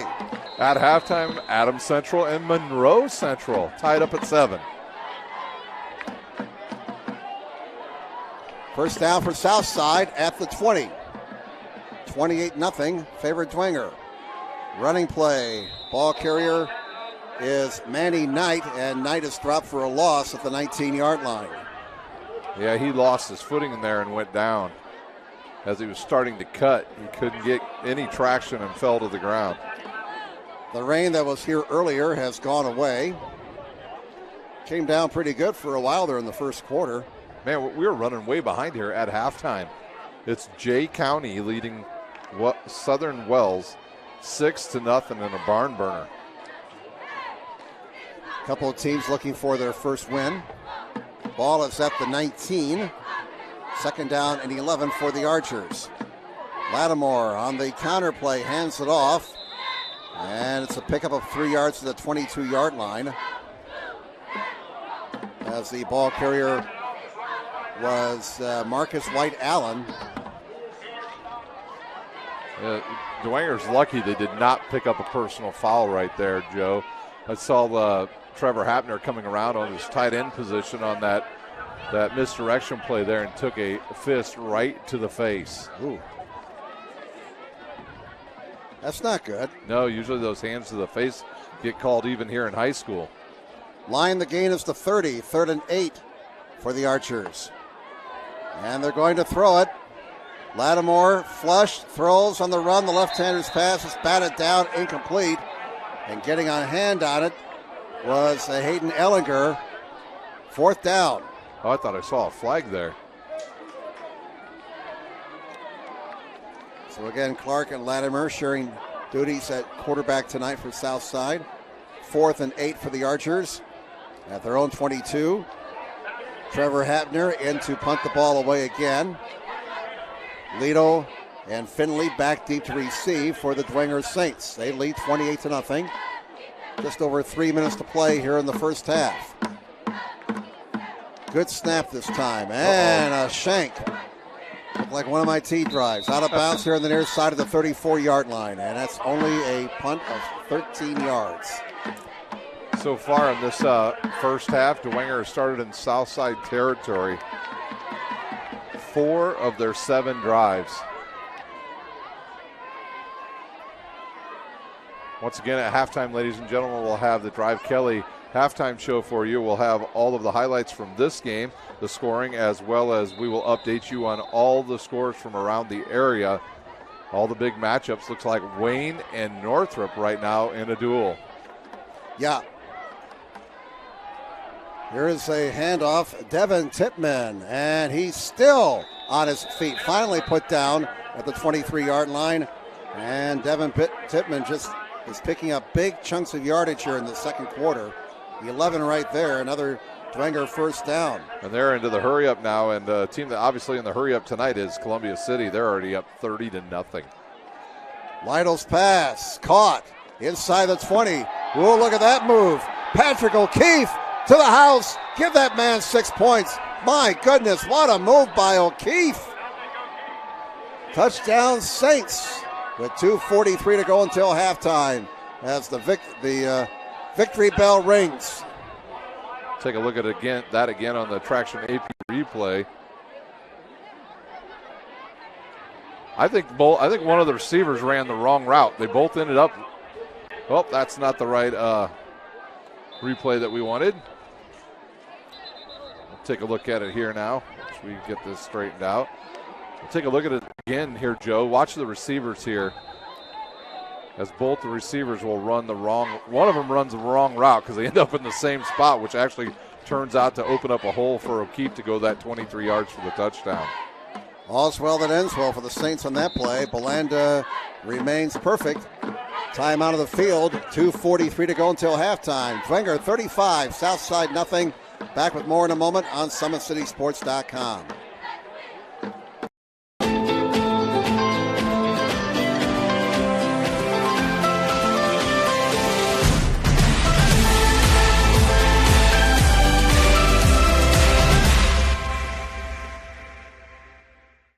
The Acme Bar and Grill, where neighbors meet. A Fort Wayne tradition since 1941. We feature nightly dinner specials along with our iconic pizza, wings, and pork tenderloins, and barbecue in our family-friendly atmosphere with a retro flair. Additionally, we offer a full bar with 26 beers on tap from various Midwest breweries. We also have an area perfect for private events such as meetings, reunions, and banquets that holds up to 50 people. The Acme Bar and Grill, located in the heart of East State Village, where neighbors...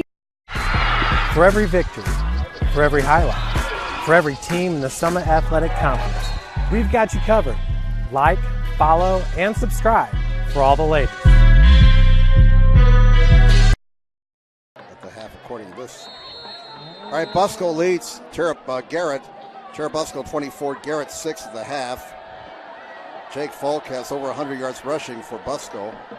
And Carroll continues to dominate Northside, 21-0 Chargers in the second.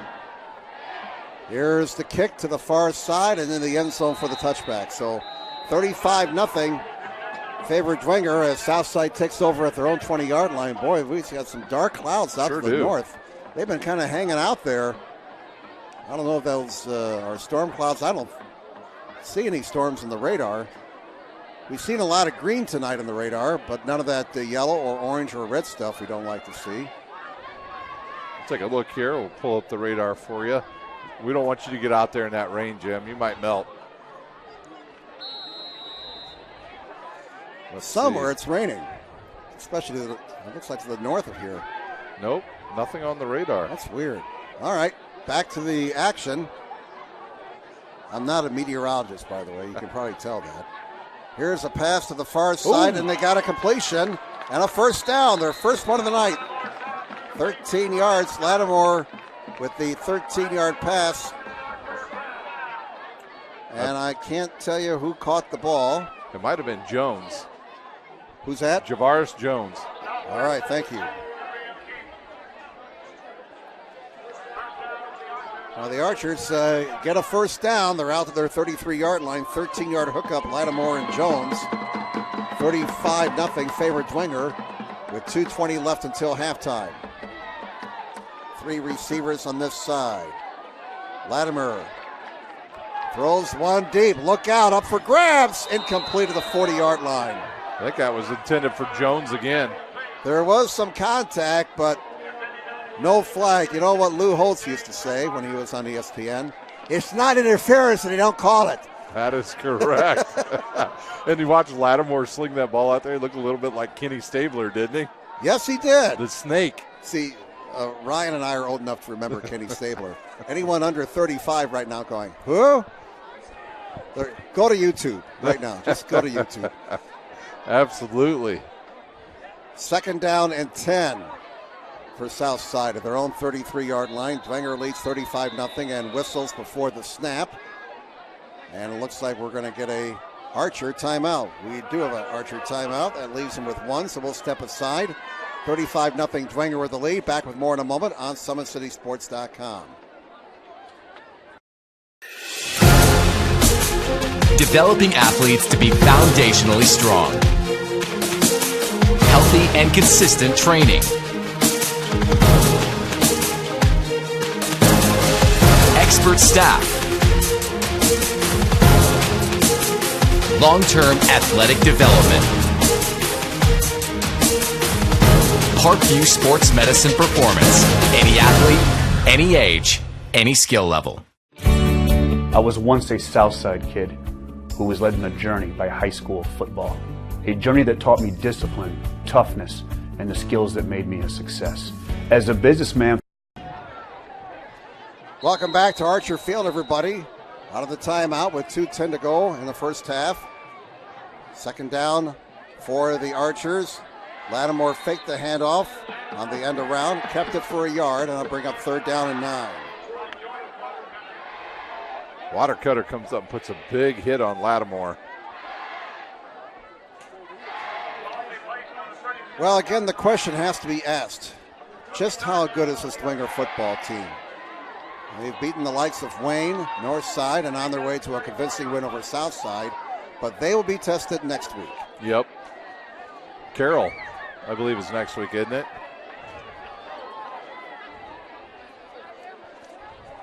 Next week, the Dwenger Saints will be hosting Homestead.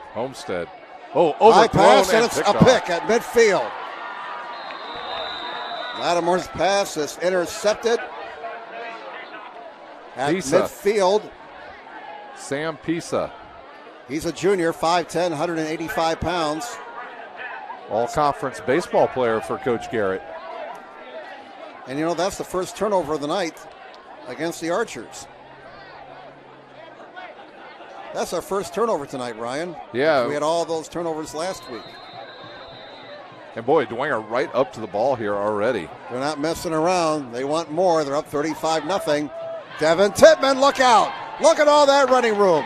He's down to the 10, and he's into the end zone. Give that man 6 points, 39 yards.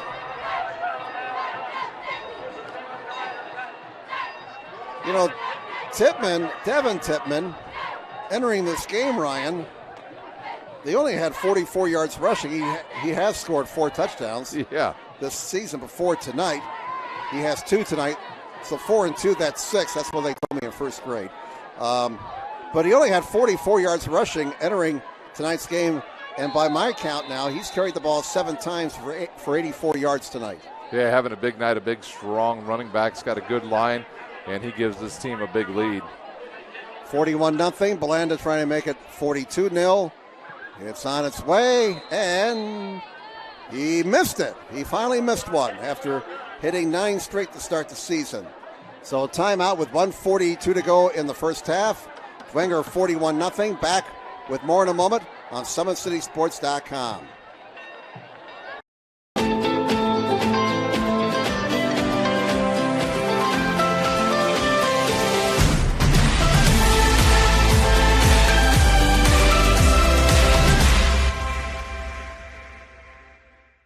The Acme Bar and Grill, where neighbors meet. A Fort Wayne tradition since 1941. We feature nightly dinner specials along with our iconic pizza, wings, and pork tenderloins, and barbecue in our family-friendly atmosphere with a retro flair. Additionally, we offer a full bar with 26 beers on tap from various Midwest breweries. We also have an area perfect for private events such as meetings, reunions, and banquets that holds up to 50 people. The Acme Bar and Grill, located in the heart of East State Village, where neighbors...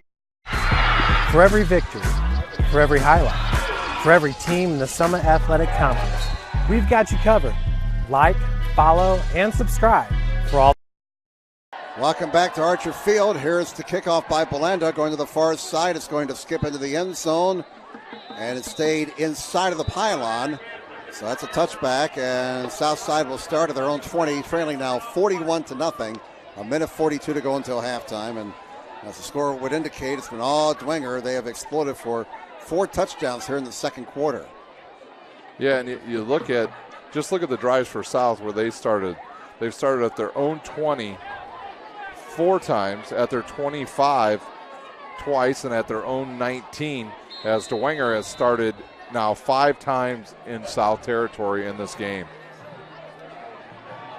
All right, 41-0 Dwenger. If you're Southside, you just got to keep playing.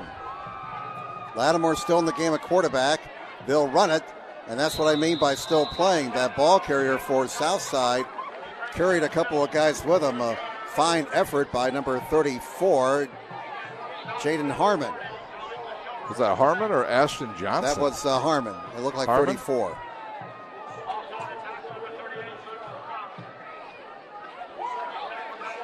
So 2nd down and 7. Harmon, a 5'10", 155 sophomore. I do believe that was 34 in the last carry, right? It was. So that's confirmed. No, 31 got it. So it was Ashton Johnson. That was Ashton Johnson. All right. So we stand corrected. Lattimore keeps the ball and picks up 3 yards to the 26-yard line. That brings up 3rd down. Clock continues to run, and that might be the last play of the first half. No, that's a 40 seconds, Jim. I think. Oh no, man, they must have some lights out on that board. Yeah, it's kind of deceiving at times, and we will have no more football here in this first half.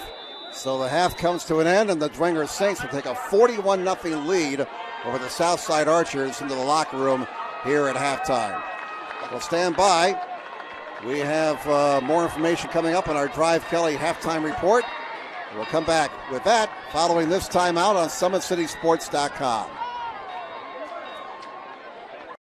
Sports Medicine's integrated sports medicine team is built to serve the needs of all athletes in all sports. Our team's only goal is to improve athletes in every facet. PSM offers performance training to help athletes get better on the field, dedicated athletic rehabilitation and physical therapy to help them get better off of it, certified athletic trainers in our PSM schools providing daily support to our athletes, and a specialized orthopedic walk-in clinic when injury strikes. Call 260-266-4007 to speak to our care navigators or visit ParkviewSportsMedicine.com to learn more about what we can do to improve athletes at all levels. The Acme Bar and Grill, where neighbors meet. A Fort Wayne tradition since 1941. We feature nightly dinner specials along with our iconic pizza, wings, and pork tenderloins, and barbecue in our family-friendly atmosphere with a retro flair. Additionally, we offer a full bar with 26 beers on tap from various Midwest breweries. We also have an area perfect for private events such as meetings, reunions, and banquets that holds up to 50 people. The Acme Bar and Grill, located in the heart of East State Village, where neighbors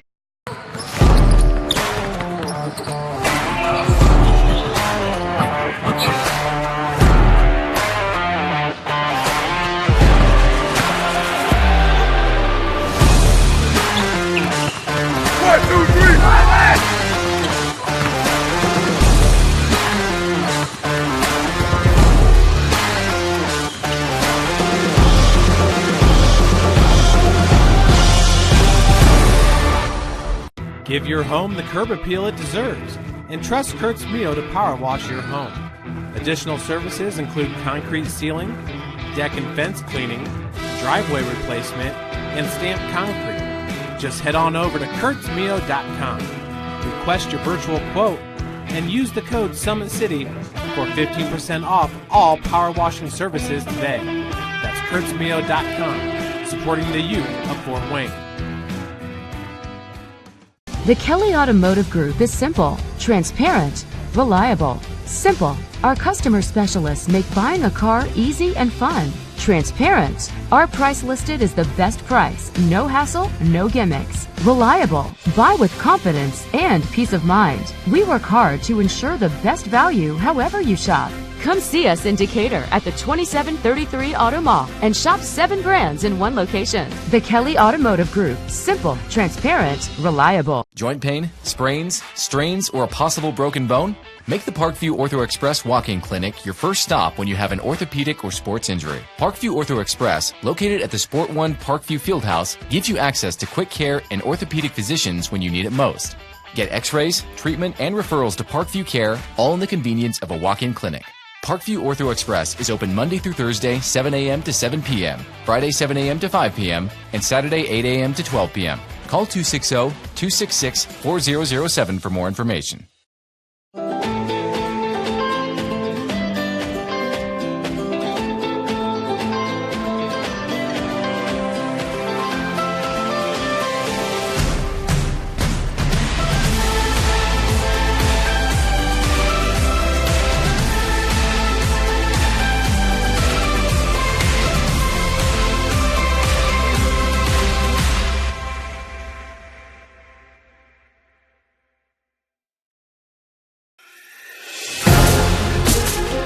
Developing athletes to be foundationally strong.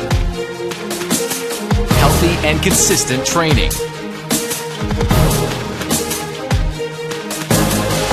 Expert staff. Long-term athletic development.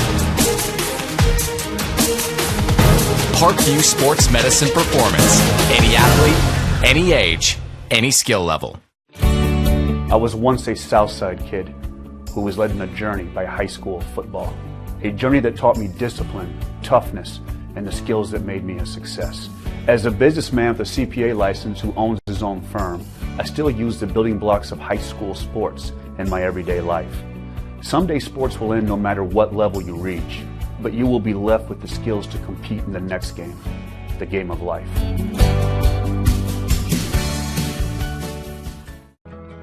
I chose St. Francis because they made a promise that I would have real-world experience that I could take when I graduated, and they delivered on that promise. For me, the classroom only gets you so far, so they're setting you up with an internship. I had a mentor that they set me up with that was a CEO of a DuPont hospital in Fort Wayne. They offer degrees in accounting, business administration, risk management and insurance, marketing, and finance. They just did a great job of the full circle of not only the education but also the experience. Thank you for supporting Summit City Sports. For the last several years, we've provided the Fort Wayne community and beyond with coverage of a variety of sports, thanks to our title sponsorship from Parkview Sports Medicine. Since we began in 2015, our annual budget has covered the cost of videographers and commentators to over 300 plus games each year. New equipment and maintenance of that equipment, along with increased broadcast rights fees from the IHSAA. This season, we're reaching out to friends, families, and local businesses for additional sponsorships and donations. You can help us grow and get coverage to your favorite team or sport. A Summit City Sports sponsorship or donation will help make that happen. We have the goal of bringing fans live stream games of every SAC game we cover. With the additional funds, we'd invest in mobile internet devices, allowing us to bring our supporters every SAC conference football and boys and girls basketball games live, as well as more coverage for sports like cross country, tennis, golf, swimming, wrestling, track and field, baseball, and softball. For more information on sponsorships or how to donate, visit SummitCitySports.com. Welcome back to Archer Field, everybody. Jim Measel here along with Ryan Dellinger and Dave Peterson. Dwenger leads Southside 41-0 here at the half. Welcome into the Drive Kelly halftime report. Why don't we step aside for a little bit and enjoy some of the performance from Southside's Green Machine Marching Band.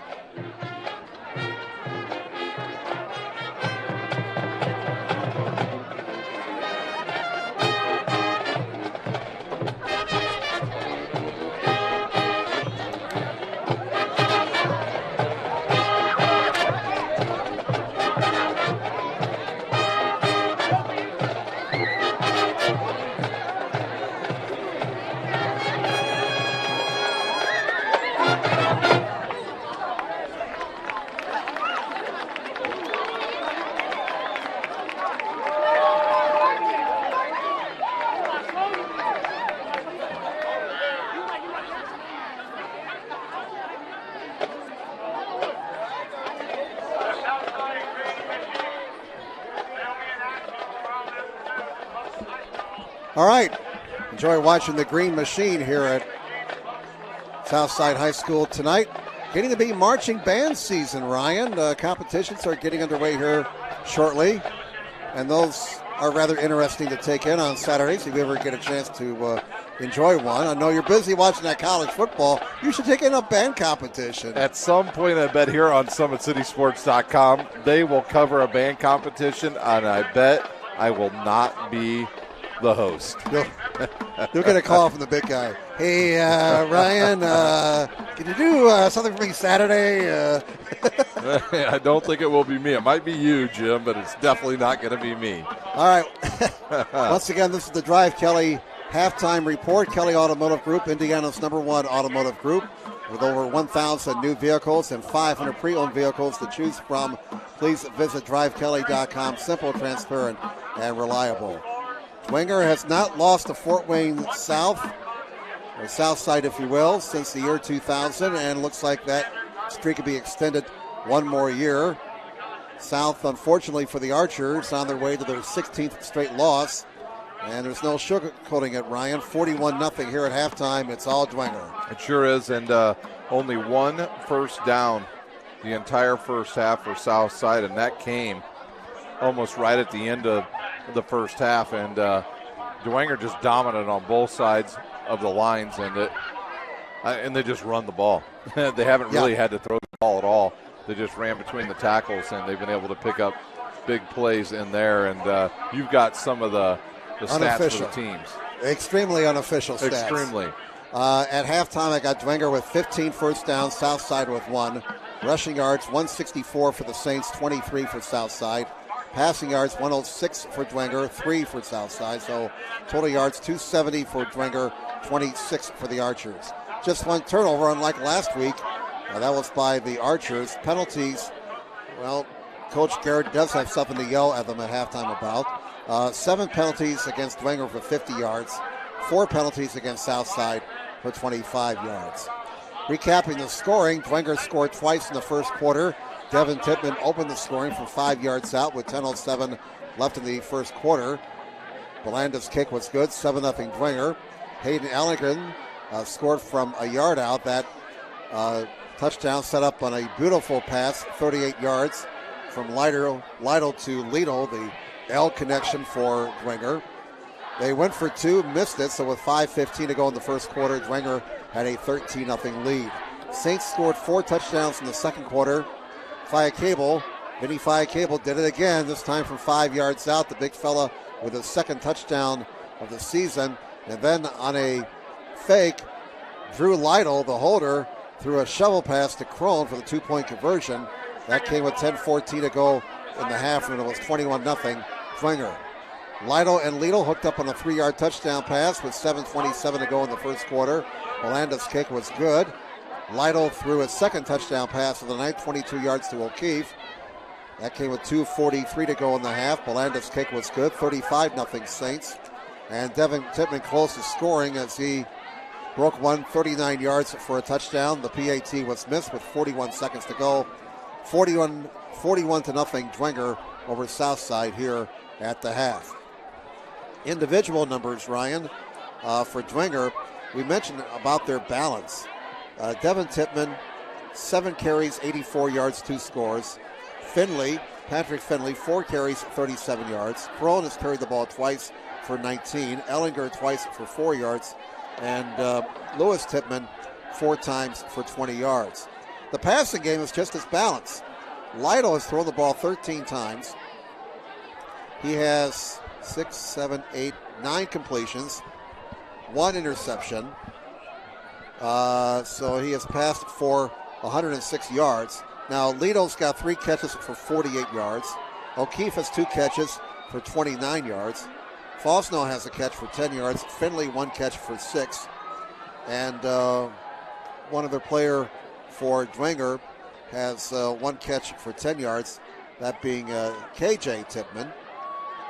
So you got, 5 different receivers with at least 1 catch for Dwenger. And 5 guys have at least 1 carry for the Saints on the ground. That's balance. Yeah, it's kind of hard to key on just one guy. Obviously, their competition steps up next week, does Dwenger, and I believe it's Carroll, not Homestead, where we talked about that earlier. Let me see. No, it's Homestead. Is it Homestead? Yep, it sure is. Yep. At Dwenger. So that'll be a little bigger test for them than they've had here early in the season, but they've just been doing it on the offense and defensive lines. They control that, and when you control those 2 parts of the game, you're usually pretty successful, and Coach Garrett has done that early in the season. In fact, looking ahead for Dwenger, Homestead at home next week. Then they host Carroll in week 5, at Concordia in week 6. Then the big game with Lourdes. That's always a big game, October 4th. And they close out with road games at Snyder and Northrop.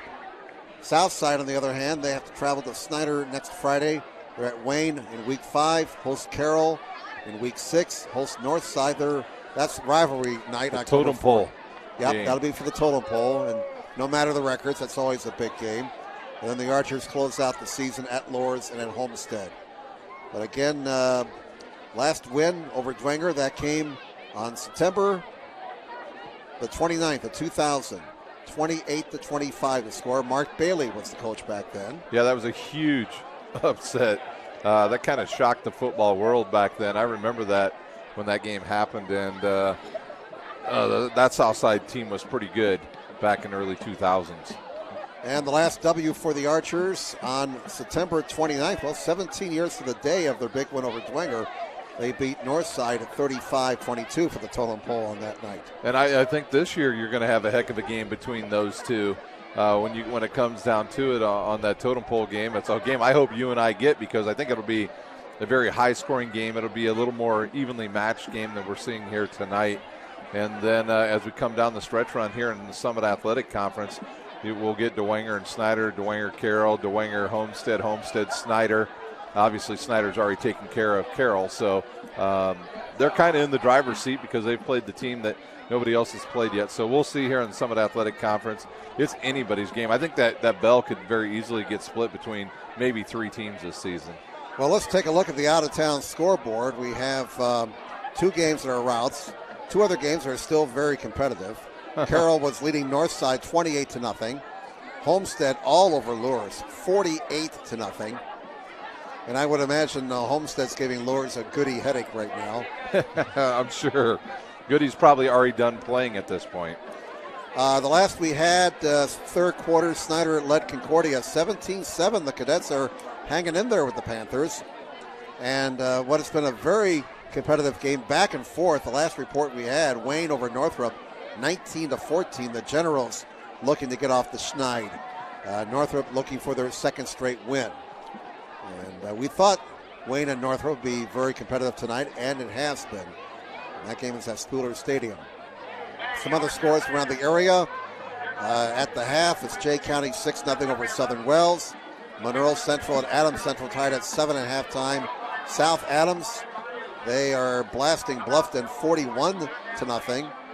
So South Adams well on their way to going to 3-0, number 1 in the state in 1A in the coaches poll. In the Northeast 8, Columbia City all over Belmont, 44-0. DeKalb and New Haven tied at 14. Huntington North and East Noble tied at 7. We were looking for a Leo Norwell score, have not been able to find it. Northeast Corner Conference, Central Noble and Fairfield were scoreless. Cherubusco led Garrett at the half, 24-6. Fremont going outside of the state of Indiana, leading River Valley 14-0. Another team from Steuben County taking on a Michigan team, and oh my. Not good times right now in Hornetland as Angola trails Orchard Lake St. Mary's 30-3, but Orchard Lake St. Mary's has been a consistent powerhouse in the state of Michigan over the years. Halftime, West Noble leads Eastside 19-7, and in the battle for the milk can in LaGrange County, Lakeland over Prairie Heights at the half, 20-6.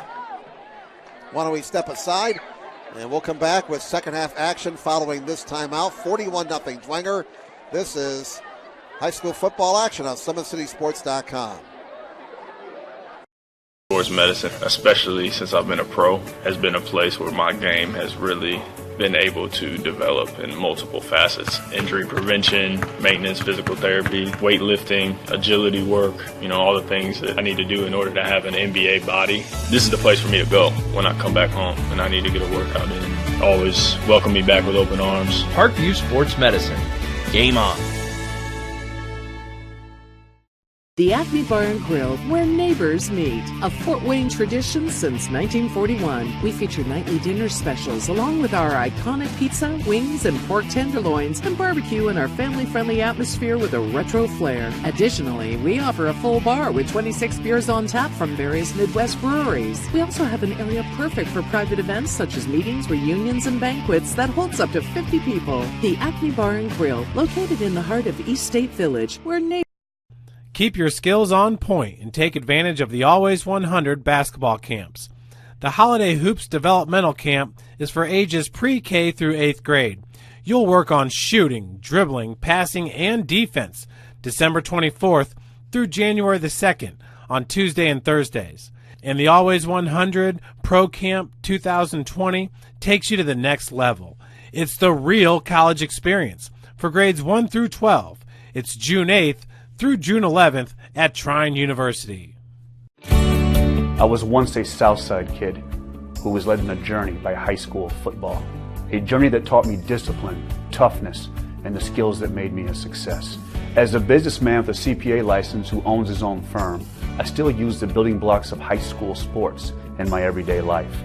Someday sports will end no matter what level you reach, but you will be left with the skills to compete in the next game, the game of life.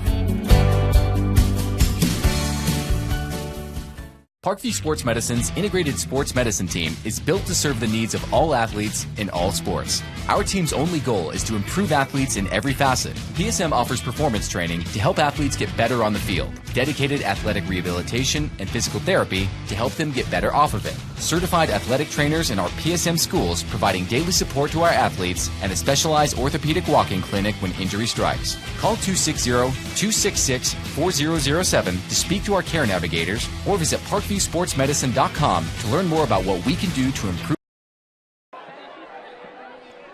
Welcome back to Archer Field. We're getting ready for the second half. The Dwenger Saints leading the Southside Archers 41-0. Southside will get the ball to start the second half.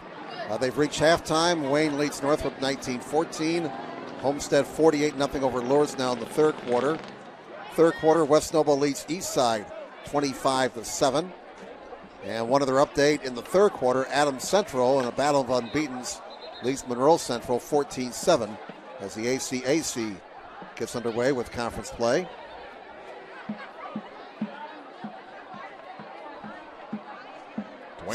Dwenger out on the field very early to get loosened up. Southside came out with about 1 minute to go in the final part of your warm-up here.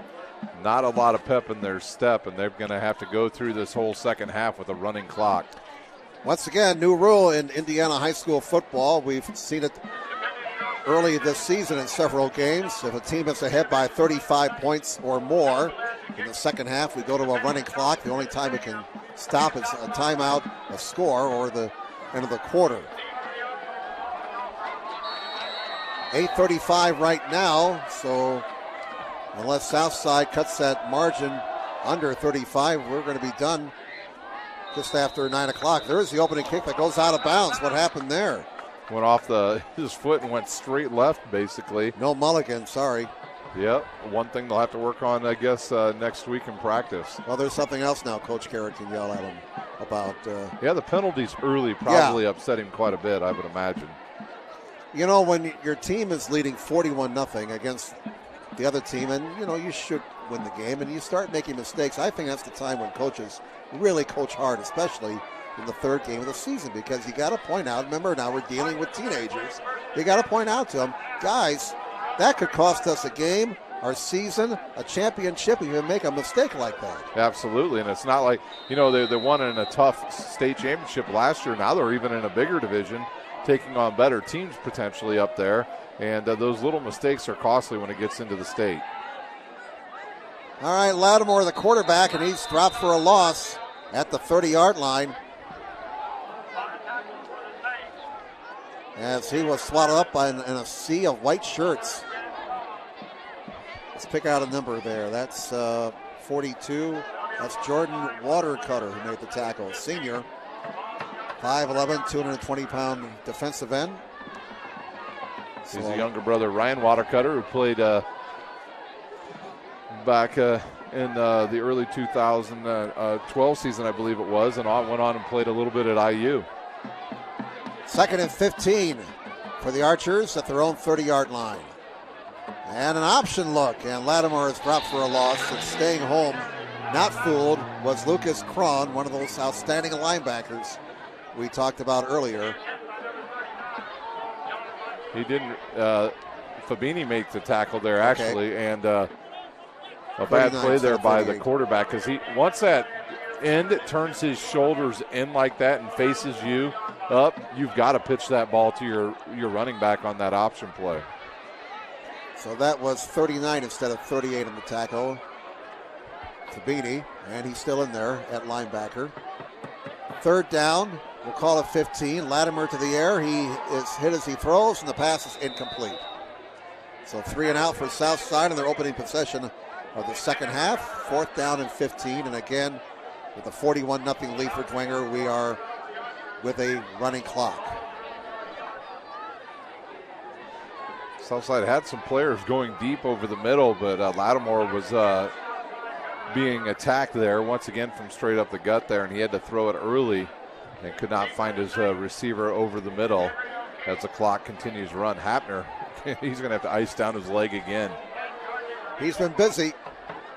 Good snap this time.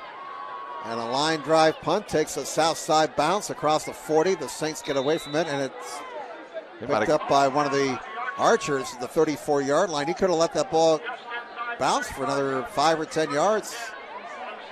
Easily. And the thing about high school football is, Jim, now even with the score being completely out of hand, Dwenger has to keep most of their starters in right now because of the quarters played by the reserve players. So it looks. Does it look like we don't have a new quarterback, do we? It looks like number 10. That is Patrick O'Keefe. He has played quarterback before. Yeah, he was the quarterback before Lytle stepped in last year, and now he'll step back there, and they do have some reserves in there. There are so many versatile players. Yeah. This Dwenger football team. And that's a running play for Lewis Tipman.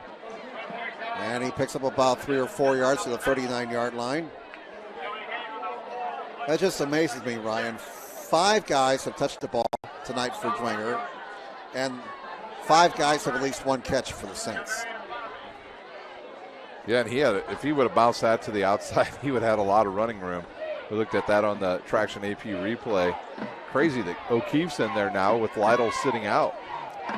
Slot I formation on 2nd down and 6. He'll keep it on the ground. And why not? Lewis Tipman with a big block delivered by Nolan Fisher, number 77. Boy, to see him deliver a huge crunching block there to open up the way for Tipman. Tipman just takes it to the right side and gets 2 big blocks by those interior linemen that pulled out there, and a lot of room to run. And which Tipman was that? That was Lewis. Lewis. You know, that can't be a whole lot of fun when you're a DB coming up to stop the run and you see a big guy in 77 coming right at you, ready to knock you halfway to Huntertown. You know, they're swinging out there in the left flat. Pass is caught for about a 3-yard gain. And the reception was made by Henry O'Keefe, a sophomore. So O'Keefe to O'Keefe. Gain of 3, 2nd down and 7 for the Saints. As Patrick O'Keefe completes his first pass of the night. 7:40 remaining in the 3rd quarter. Tailback has it, and look at that running room for Lewis Tipman. Still on his feet inside the 20, down to the 10, down to the 9-yard line. A 30-yard pickup for Lewis Tipman. That's 17 first downs for Dwenger tonight. And watch this run once again. He stepped through one arm tackle, busted out of another one, and bounced it to the left side. Darn near got himself a touchdown. So the ball is spotted at the 10, so they cannot get a first down. It's 1st and goal to the 10. 2 receivers to the left. I formation behind O'Keefe. Lewis Tipman at the tail of the I. They hand it to the fullback, and he got about 2 yards there, that being Gavin Groves. Or check that. Stauffer. That's not 34 who carried the ball. It's 43, Brock Stauffer. And it looks like we have an injured player. And this is the only time they stopped the clock for an injury, or one of the few times they stopped the clock for an injury. So a gain of 1, that brings up 2nd down and goal at the 9-yard line. 6:08 to go in the 3rd quarter. I could have sworn 34 carried that ball. Yeah, I heard the PA announcer say Brock Stauffer with the carry. That can't be right. It's Gavin Groves who carried the ball. I know it was Gavin Groves. He's still in the huddle. After 3 quarters, it's East Noble leading by 3 over Huntington North. And they're going to bring the player off the field and right up to the line ready to go. Got to wait till he gets off the field, fellas. Yeah. All right, they start the clock up.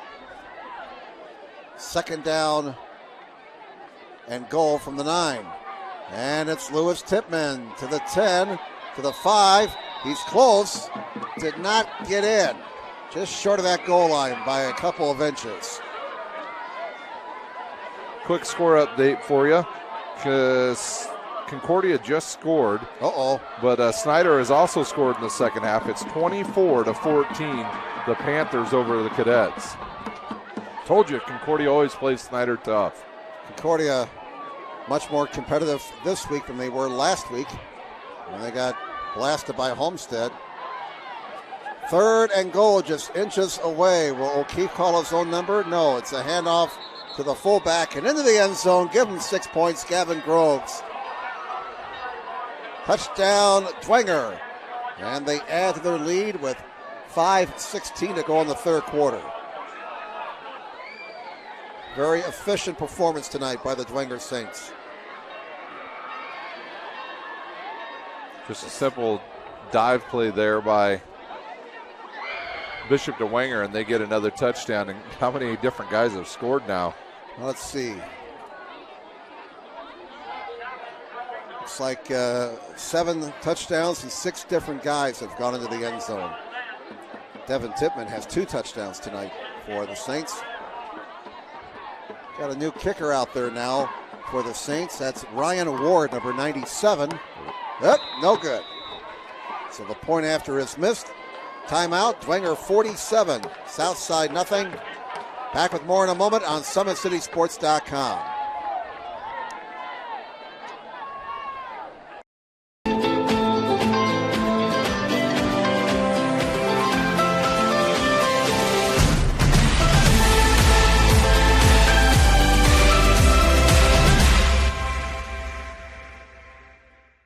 The Acme Bar and Grill, where neighbors meet. A Fort Wayne tradition since 1941. We feature nightly dinner specials along with our iconic pizza, wings, and pork tenderloins, and barbecue in our family-friendly atmosphere with a retro flair. Additionally, we offer a full bar with 26 beers on tap from various Midwest breweries. We also have an area perfect for private events such as meetings, reunions, and banquets that holds up to 50 people. The Acme Bar and Grill, located in the heart of East State Village, where neighbors... For every victory, for every highlight, for every team in the Summit Athletic Conference, we've got you covered. Like, follow, and subscribe for all the latest. Welcome back, everybody, to Archer Field. Here is the kickoff following the Dwenger touchdown. That's taken at the 10-yard line. That's Malone out to the 20, and he's going to be brought down at the 30-yard line. So a nice return. Dwenger on top, 47-0. We got some updates from out of town. West Noble 25-13 over East Side in the third. Snyder and Concordia exchanging scores. Panthers still up by 10, 24-14. That game is in the third quarter. And we mentioned Adams Central leading Monroe Central 14-7 third quarter. DeKalb has gone ahead of New Haven 21-14 in the third quarter. Busco now with a 32-14 lead over Garrett in the third in the NECC. First down for Southside at their own 30-yard line. Lattimore throws and it's dropped. It's that type of night for Southside. Yeah, it was just down around his ankles. He just ran a simple in route there. Going to run a quick slant. The ball was just at his ankles and he missed it, did Jones. You were right about one thing, it just isn't South's night tonight. I think they have a total of 1 first down in the entire game. Second down and 10 for the Archers at their own 30-yard line. You know, they suffered a tough loss last Friday night, Ryan, and I think there may be somewhat of a lingering effect here this evening. Here's a pass. They say it's caught. A little action after the play. And that'll be a 1-yard loss as the reception was made by Jones. Jones and Hapner, the only 2 targets they've looked at between the 2 quarterbacks. I don't know if the other quarterback is hurt. We have not seen him in the second half. No, we have not. Demir Clark. We did see him in the first quarter. Yeah. But it's been mostly Latimer since that time. Third down and 11 for the Archers at their own 29.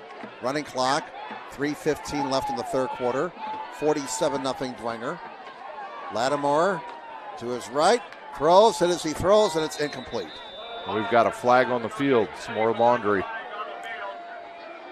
Again, the guy in the white hat tells the time clock, operator. Keep it running. We're in running time. A penalty does not stop the clock in this situation. And the penalty is on south side. And Dwenger more than likely will decline this penalty and make it 4th down. And nobody is... I think they're going to move him back. Well, they're going to move him back. I spoke too soon.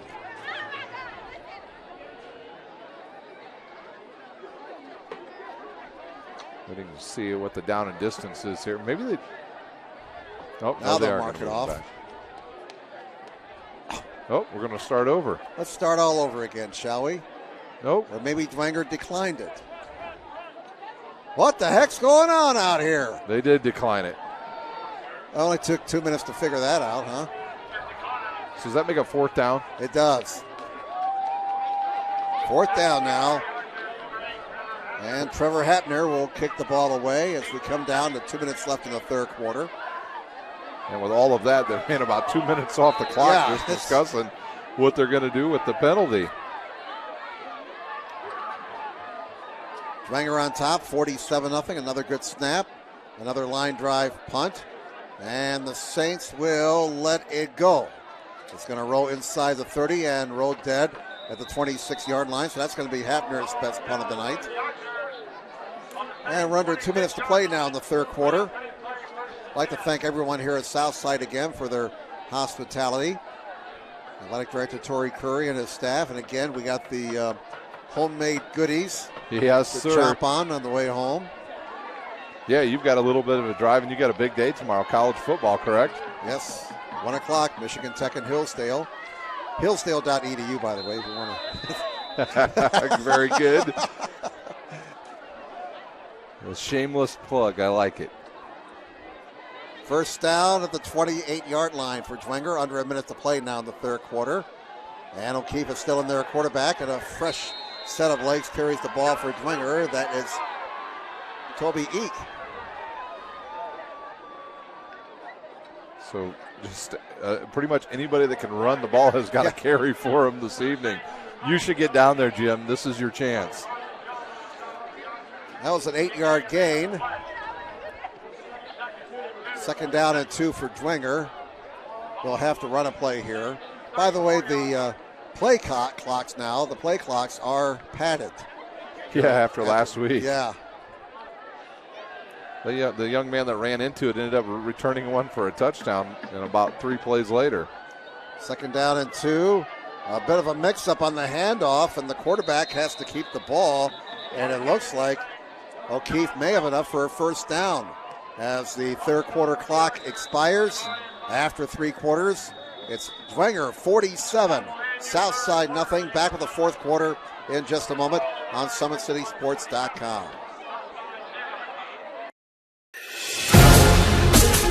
Developing athletes to be foundationally strong. Healthy and consistent training. Expert staff.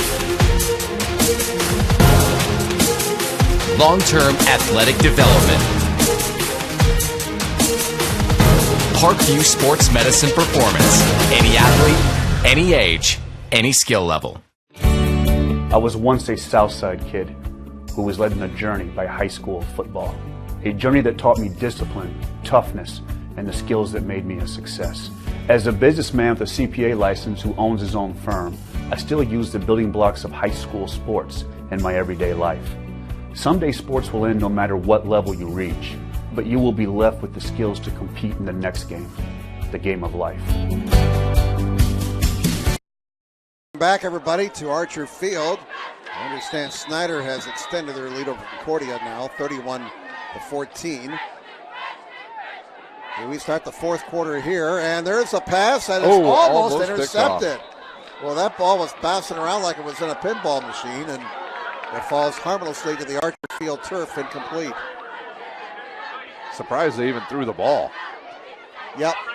Well, the clock keeps running either way. Just a quick out pattern there, and it bounced right off the helmet of the receiver. That was a boink.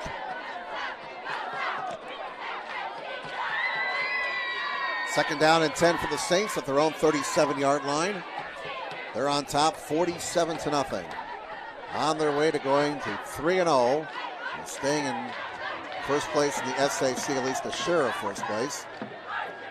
8 yards on that running play. We got a little guy in there running the ball. Dominic Tippmann. So the 3 Tippmans have touched the ball in the backfield tonight for Bishop Dwenger. Hopefully the Tippmann family gets a discount on their tuition. 3rd down, about 1.5 yards to go. The ball's just over the 45-yard line, right in front of us here. And it's a fumble on the handoff. And you know, Dwenger, I think, got it back, and let's see where they're going to spot them down. It looks like it's going to be just short of the first down. Yeah, because they can't, I don't believe they could, did they pick up the first? No, it's right where it was at. Right.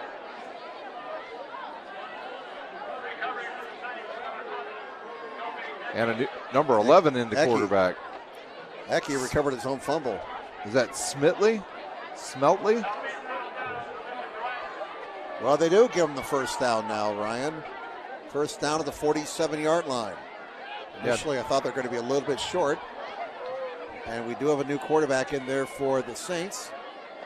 Smeltzley? Smeltzley. It looks like John Smeltzley. He's a senior, 5'10", 140 pounds. And the tailback has the ball, and a flag comes in. Ecke, the ball carrier. And we'll check out the penalty flag with 9.5 minutes to play in the ball game and a running clock. Saints are moving back, and it looks like it's on Dwenger. Holding on the Saints. That'll be their 8th penalty for 60 yards.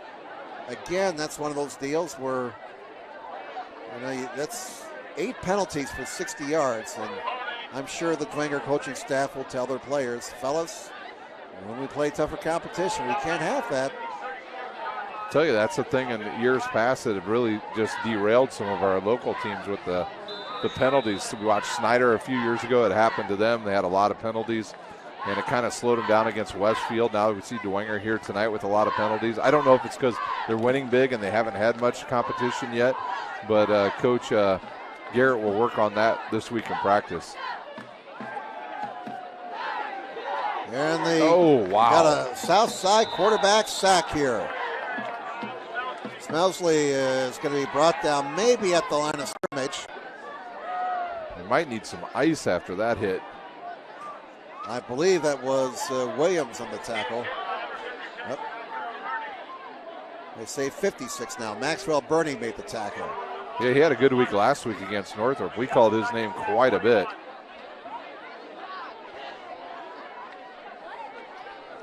So we have no can in that play, and Dwenger's behind the sticks.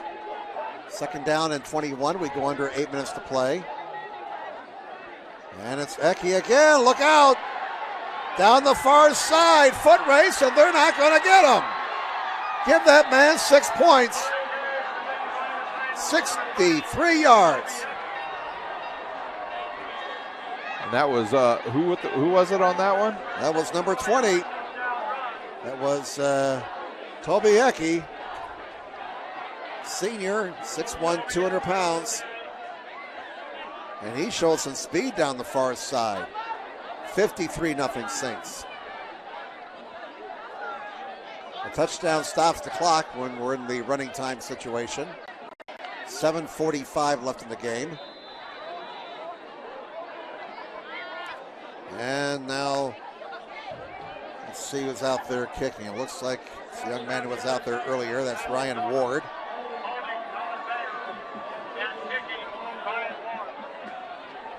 Vance is holding. Colin Vance, number 12. Movement on the line. Whistles before the snap. And we're going to get offside against the Archers.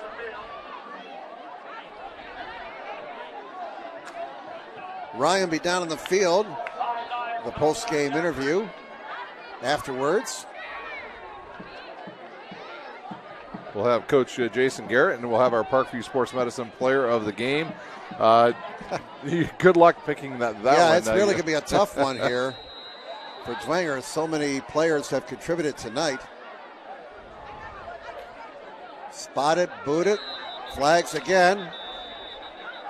Oh, brother. We'll have to figure out this one now as we've had back-to-back penalties in this conversion attempt.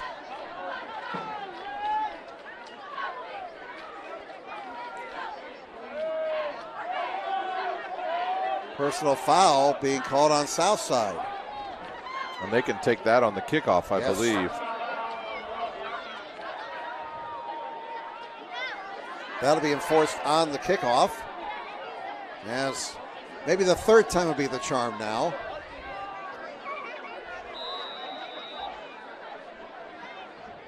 Spotted, booted, and it gets over somehow. Timeout, 54-0 Dwenger. Back with more in a moment on SummitCitySports.com.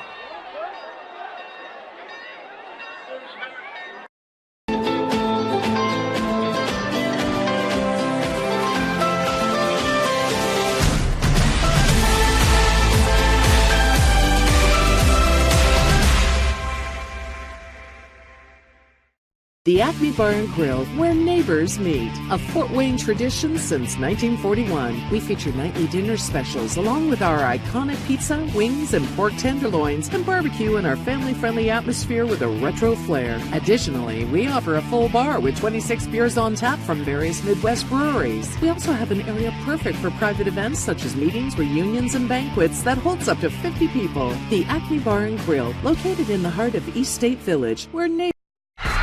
For every victory, for every highlight, for every team in the Summit Athletic Conference, we've got you covered. Like, follow, and subscribe for all the latest.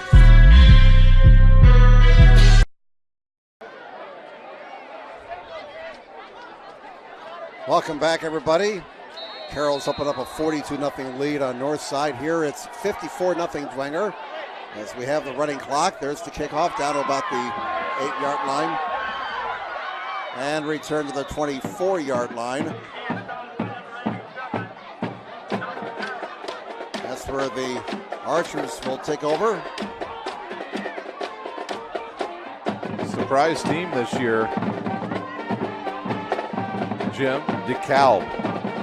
Yes. 2 big wins to start the season, and they're on their way to another one. They lead late in the third over New Haven, 27-14. Torrey Jones returned that kickoff for Southside. Archers have the ball with 7 minutes to go in this one, and Dwenger leading 54-0.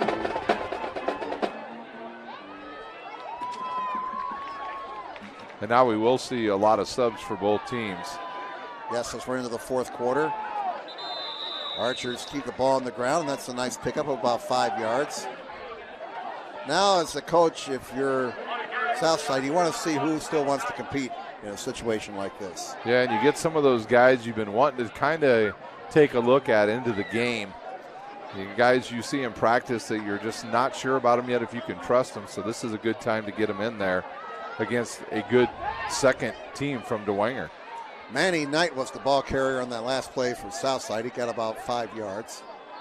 6:15 remaining. 2nd down and 5 for the Archers. And a pick of about a yard as they go up the middle. Nothing fancy. They bring up 3rd down and 4. And that ball carrier was DeAndre Coach. So ball is at the 30.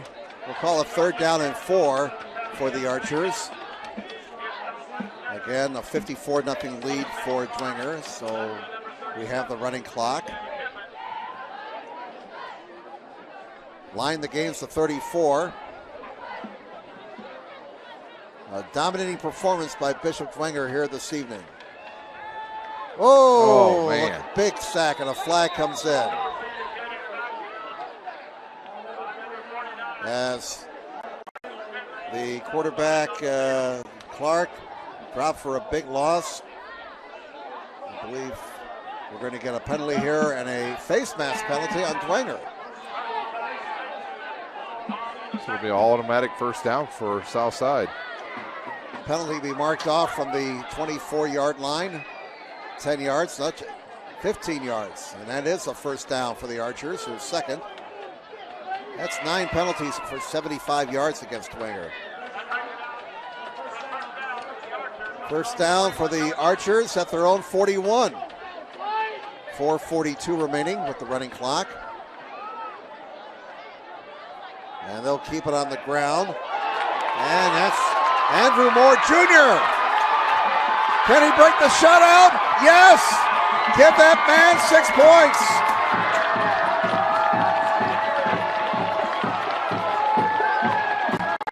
The Archers get that goose egg off the board, and the fans who are still here for Southside celebrate. Wow. Was that Moore with the touchdown? I believe it was Andrew Moore Jr., number 21. It was 21, Andrew Moore Jr. 59 yards on that touchdown.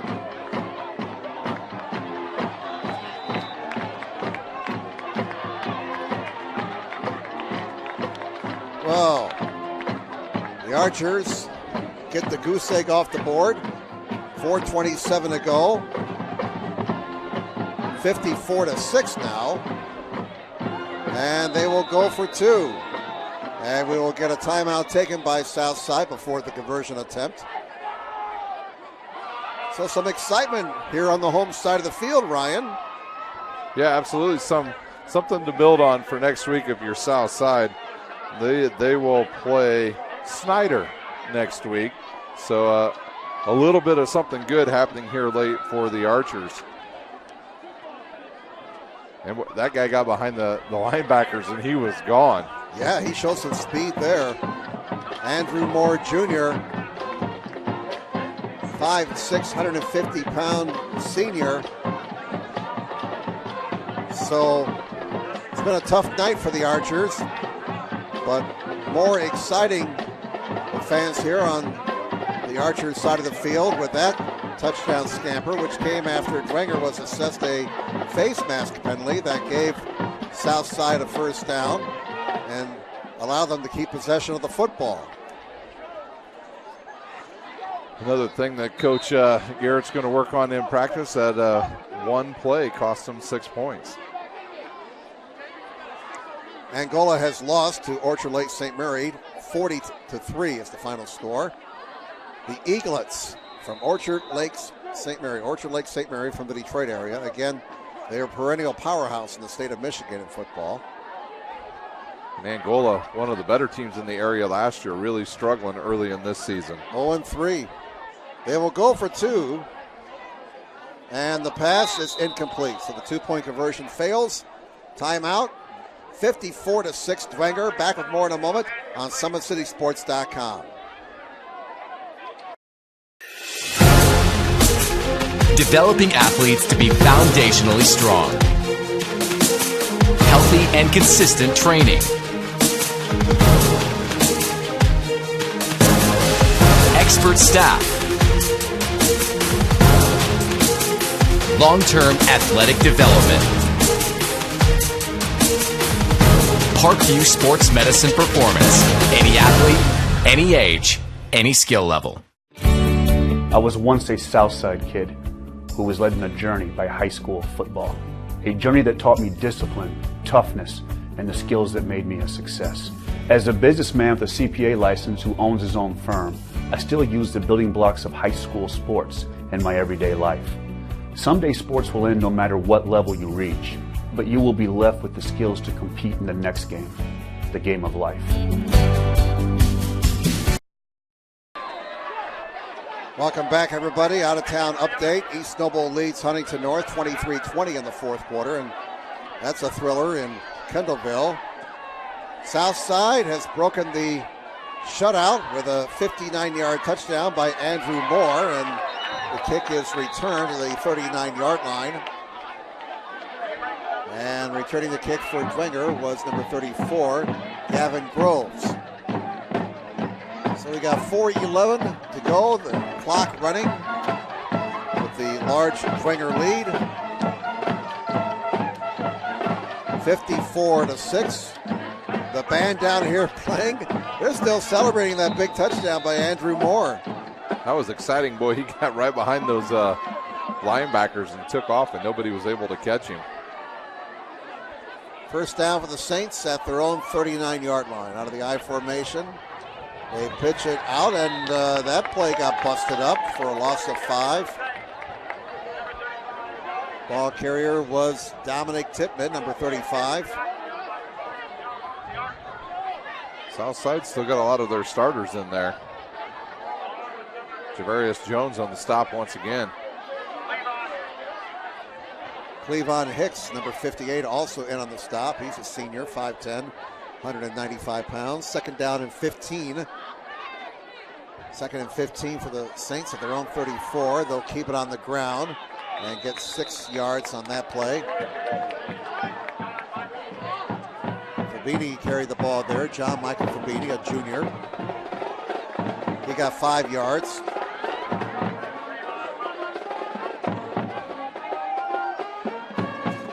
Well, Joe, it's time to pick a Parkview Sports Medicine Player of the Game, and you got a lot to choose from. If you want to figure out who you want it to be, think about it for a couple minutes here. Tippmann, Pia Cable, Ellinger, Lytle. Tippmann's got 2 touchdowns. And nothing doing on that play as the Southside defense gets a 3 and out. That brings up 4th down. Another Tippmann. KJ Tippmann carried the ball for no gain. Well, I kind of got one in mind here. All right, let's hear it. I know it's kind of I think I like to go with Brendan Lytle. Brendan Lytle? Yeah, he threw 2 touchdown passes, had a pretty good game throwing the ball, only threw the ball 13 times. Passed for 106 yards and 2 scores. I mean, you can give it to about 5 or 6 guys for Dwenger. Gotcha. But Lytle, he was solid tonight. He only threw that 1 pick, and that was his only mistake. Oh, a timeout. And Dwenger decided to go for it, and they almost got called for delay of game, so they burned their final timeout with 1:43 to go. So there are so many candidates for Dwenger. I mean, Devin Tippmann could have easily been in it as well. He's rushed for about 80-some yards. I don't even know if he's called his name here in the second half. And 2 touchdowns. Yeah, we have not seen him since halftime. But, you know, when your offense is clicking pretty good, as Dwenger was, especially in that second quarter, I think you got to go with your quarterback. And Lytle, like I said, was very accurate passing tonight. 4, 5, 6, 7, 8, 9 out of 13 for 106. I know those are not exactly gaudy numbers, but he was solid. Yeah. So if you got to pick one player, I think you got to go with the quarterback. All right, we'll go with Brendan Lytle tonight, your Parkview Sports Medicine Player of the Game. Dwenger will punt. I think this is their first punt of the night. Hey, wait, there's some more laundry on the field.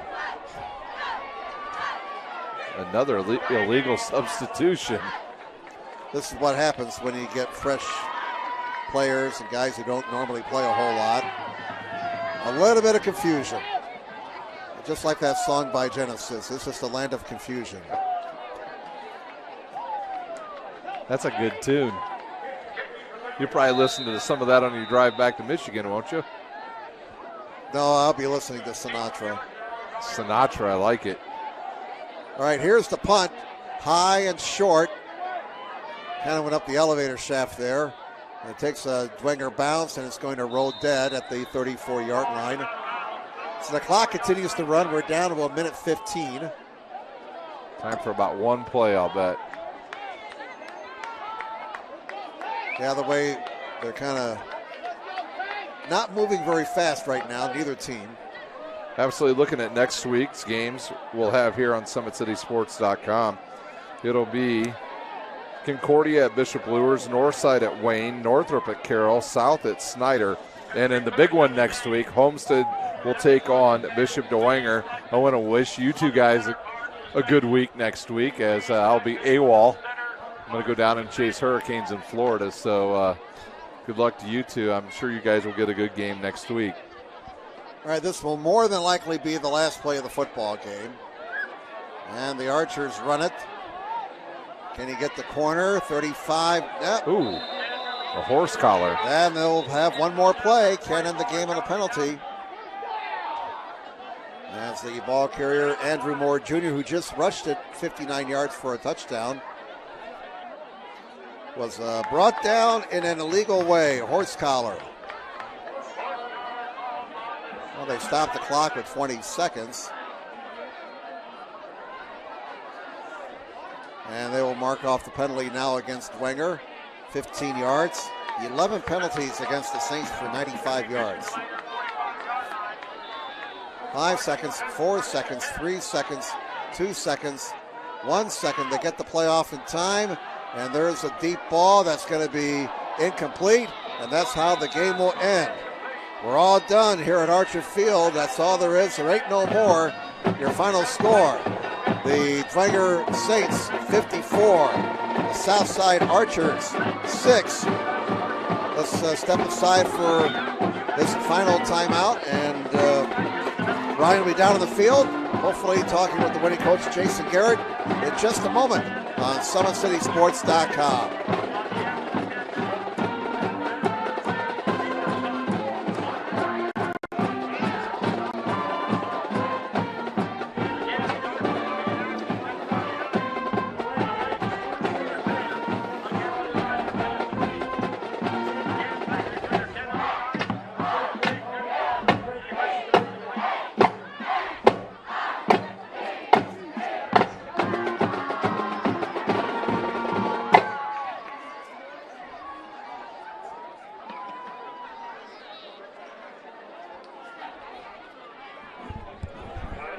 Sports medicine, especially since I've been a pro, has been a place where my game has really been able to develop in multiple facets. Injury prevention, maintenance, physical therapy, weightlifting, agility work, all the things that I need to do in order to have an NBA body. This is the place for me to go when I come back home and I need to get a workout in. Always welcome me back with open arms. Parkview Sports Medicine.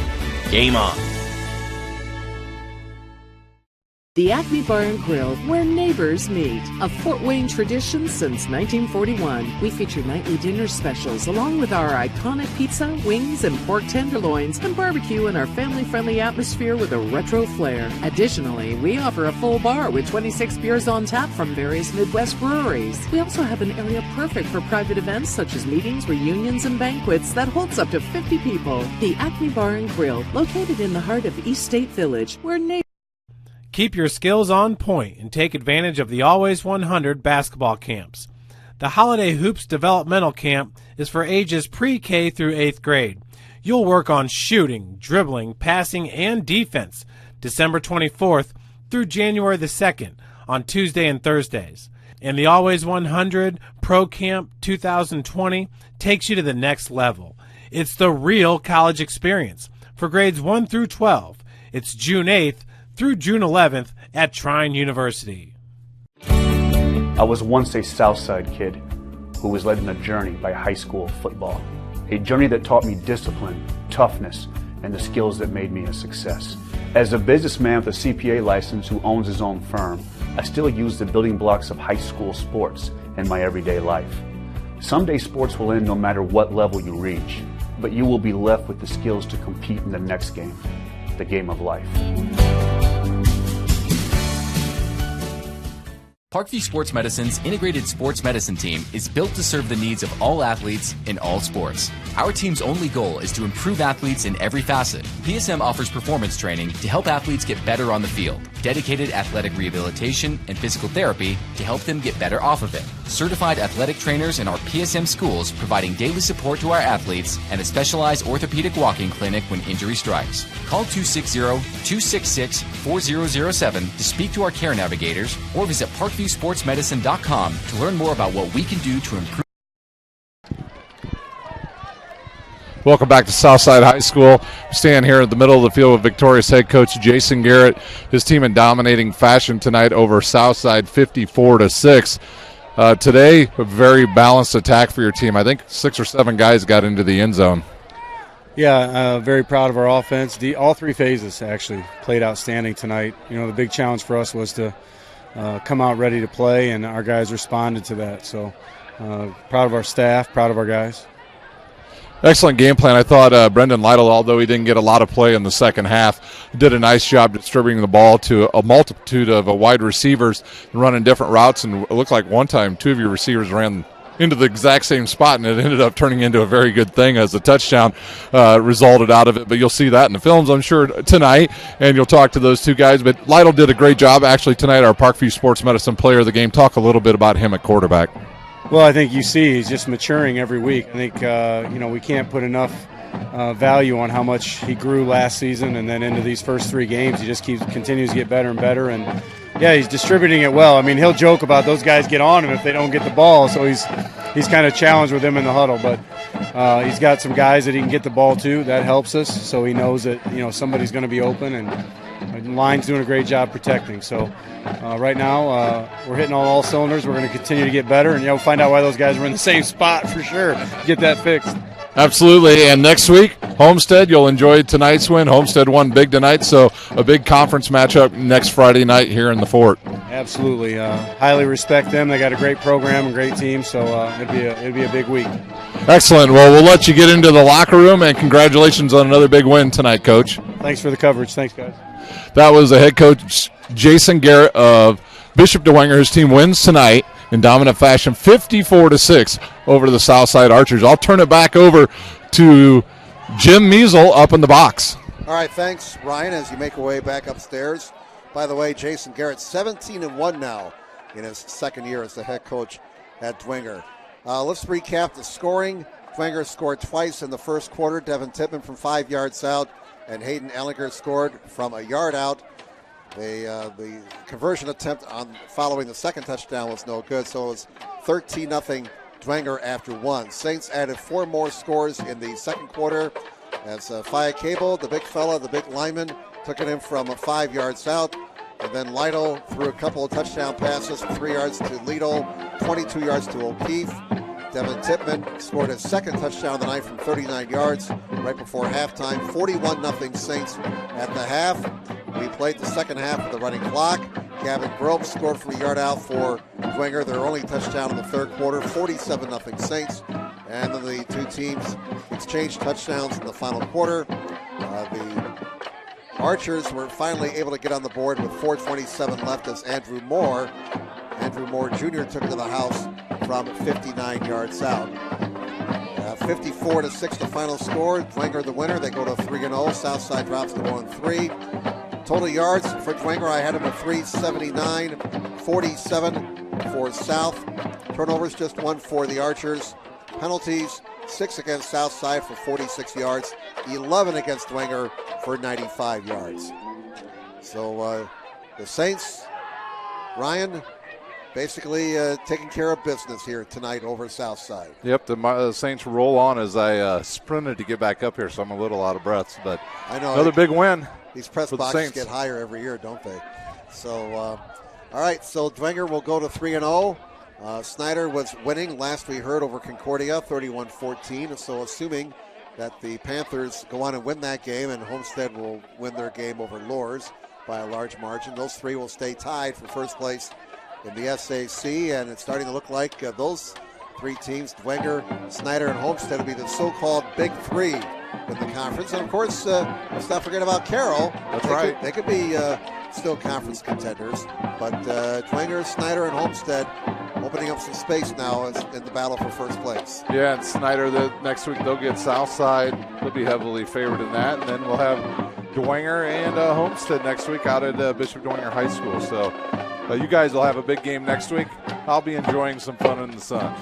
All right, we'll see you in a couple weeks then. That's right. Partner, and thanks to all of you for watching tonight. Again, our thanks to all of our sponsors here. And that's the story at Archer Field on this Friday night, week number 3. Your final score, once again, the Bishop Dwenger Saints 54, the Southside Archers 6. Speaking now on behalf of my broadcast partner, Ryan Dellinger, our cameraman, Dave Peterson, I'm Jim Measle saying, have a good night, everybody. Sports Medicine's integrated sports medicine team is built to serve the needs of all athletes in all sports. Our team's only goal is to improve athletes in every facet. PSM offers performance training to help athletes get better on the field, dedicated athletic rehabilitation and physical therapy to help them get better off of it, certified athletic trainers in our PSM schools providing daily support to our athletes, and a specialized orthopedic walk-in clinic when injury strikes. Call 260-266-4007 to speak to our care navigators or visit parkviewsportsmedicine.com to learn more about what we can do to improve athletes at all levels. The Acme Bar and Grill, where neighbors meet. A Fort Wayne tradition since 1941. We feature nightly dinner specials along with our iconic pizza, wings, and pork tenderloins, and barbecue in our family-friendly atmosphere with a retro flair. Additionally, we offer a full bar with 26 beers on tap from various Midwest breweries. We also have an area perfect for private events such as meetings, reunions, and banquets that holds up to 50 people. The Acme Bar and Grill, located in the heart of East State Village, where neighbors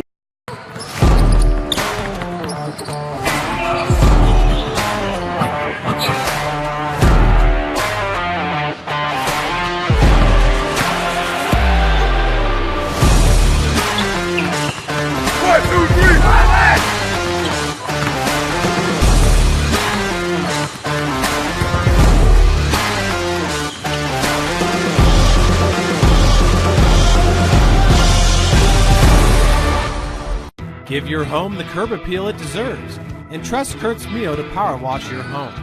Additional services include concrete sealing, deck and fence cleaning, driveway replacement, and stamped concrete. Just head on over to kurtzmio.com, request your virtual quote, and use the code SummitCity for 15% off all power washing services today. That's kurtzmio.com, supporting the youth of Fort Wayne.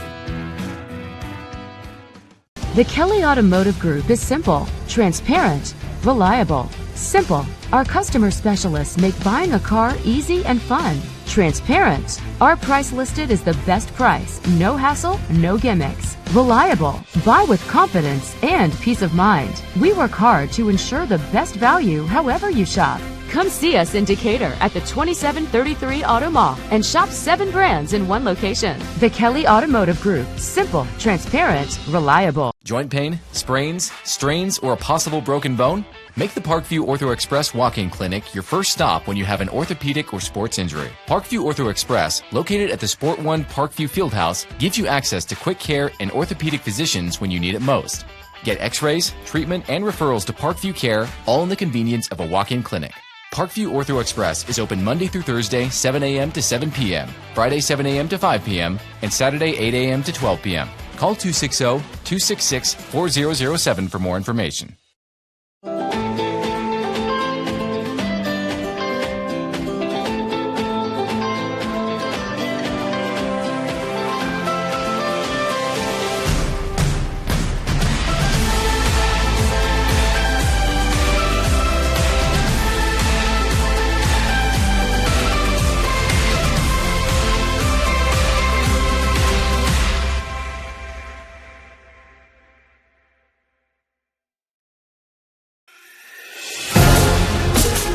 Developing athletes to be foundationally strong. Healthy and consistent training. Expert staff. Long-term athletic development. Parkview Sports Medicine Performance. Any athlete, any age, any skill level. I was once a Southside kid who was led on a journey by high school football. A journey that taught me discipline, toughness, and the skills that made me a success. As a businessman with a CPA license who owns his own firm, I still use the building blocks of high school sports in my everyday life. Someday sports will end no matter what level you reach, but you will be left with the skills to compete in the next game, the game of life.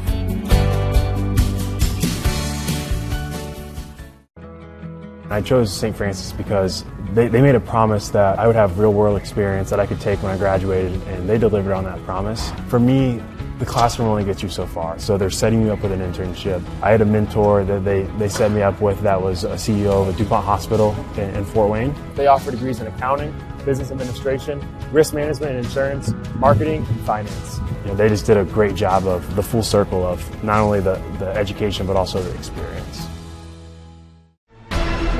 Thank you for supporting Summit City Sports.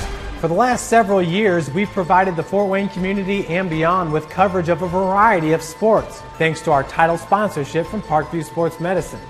Since we began in 2015, our annual budget has covered the cost of videographers and commentators to over 300 plus games each year. New equipment and maintenance of that equipment, along with increased broadcast rights fees from the IHSAA.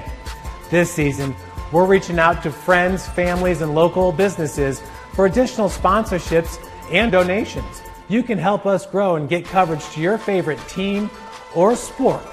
A Summit City Sports sponsorship or donation will help make that happen. We have the goal of bringing fans live stream games of every SAC game we cover.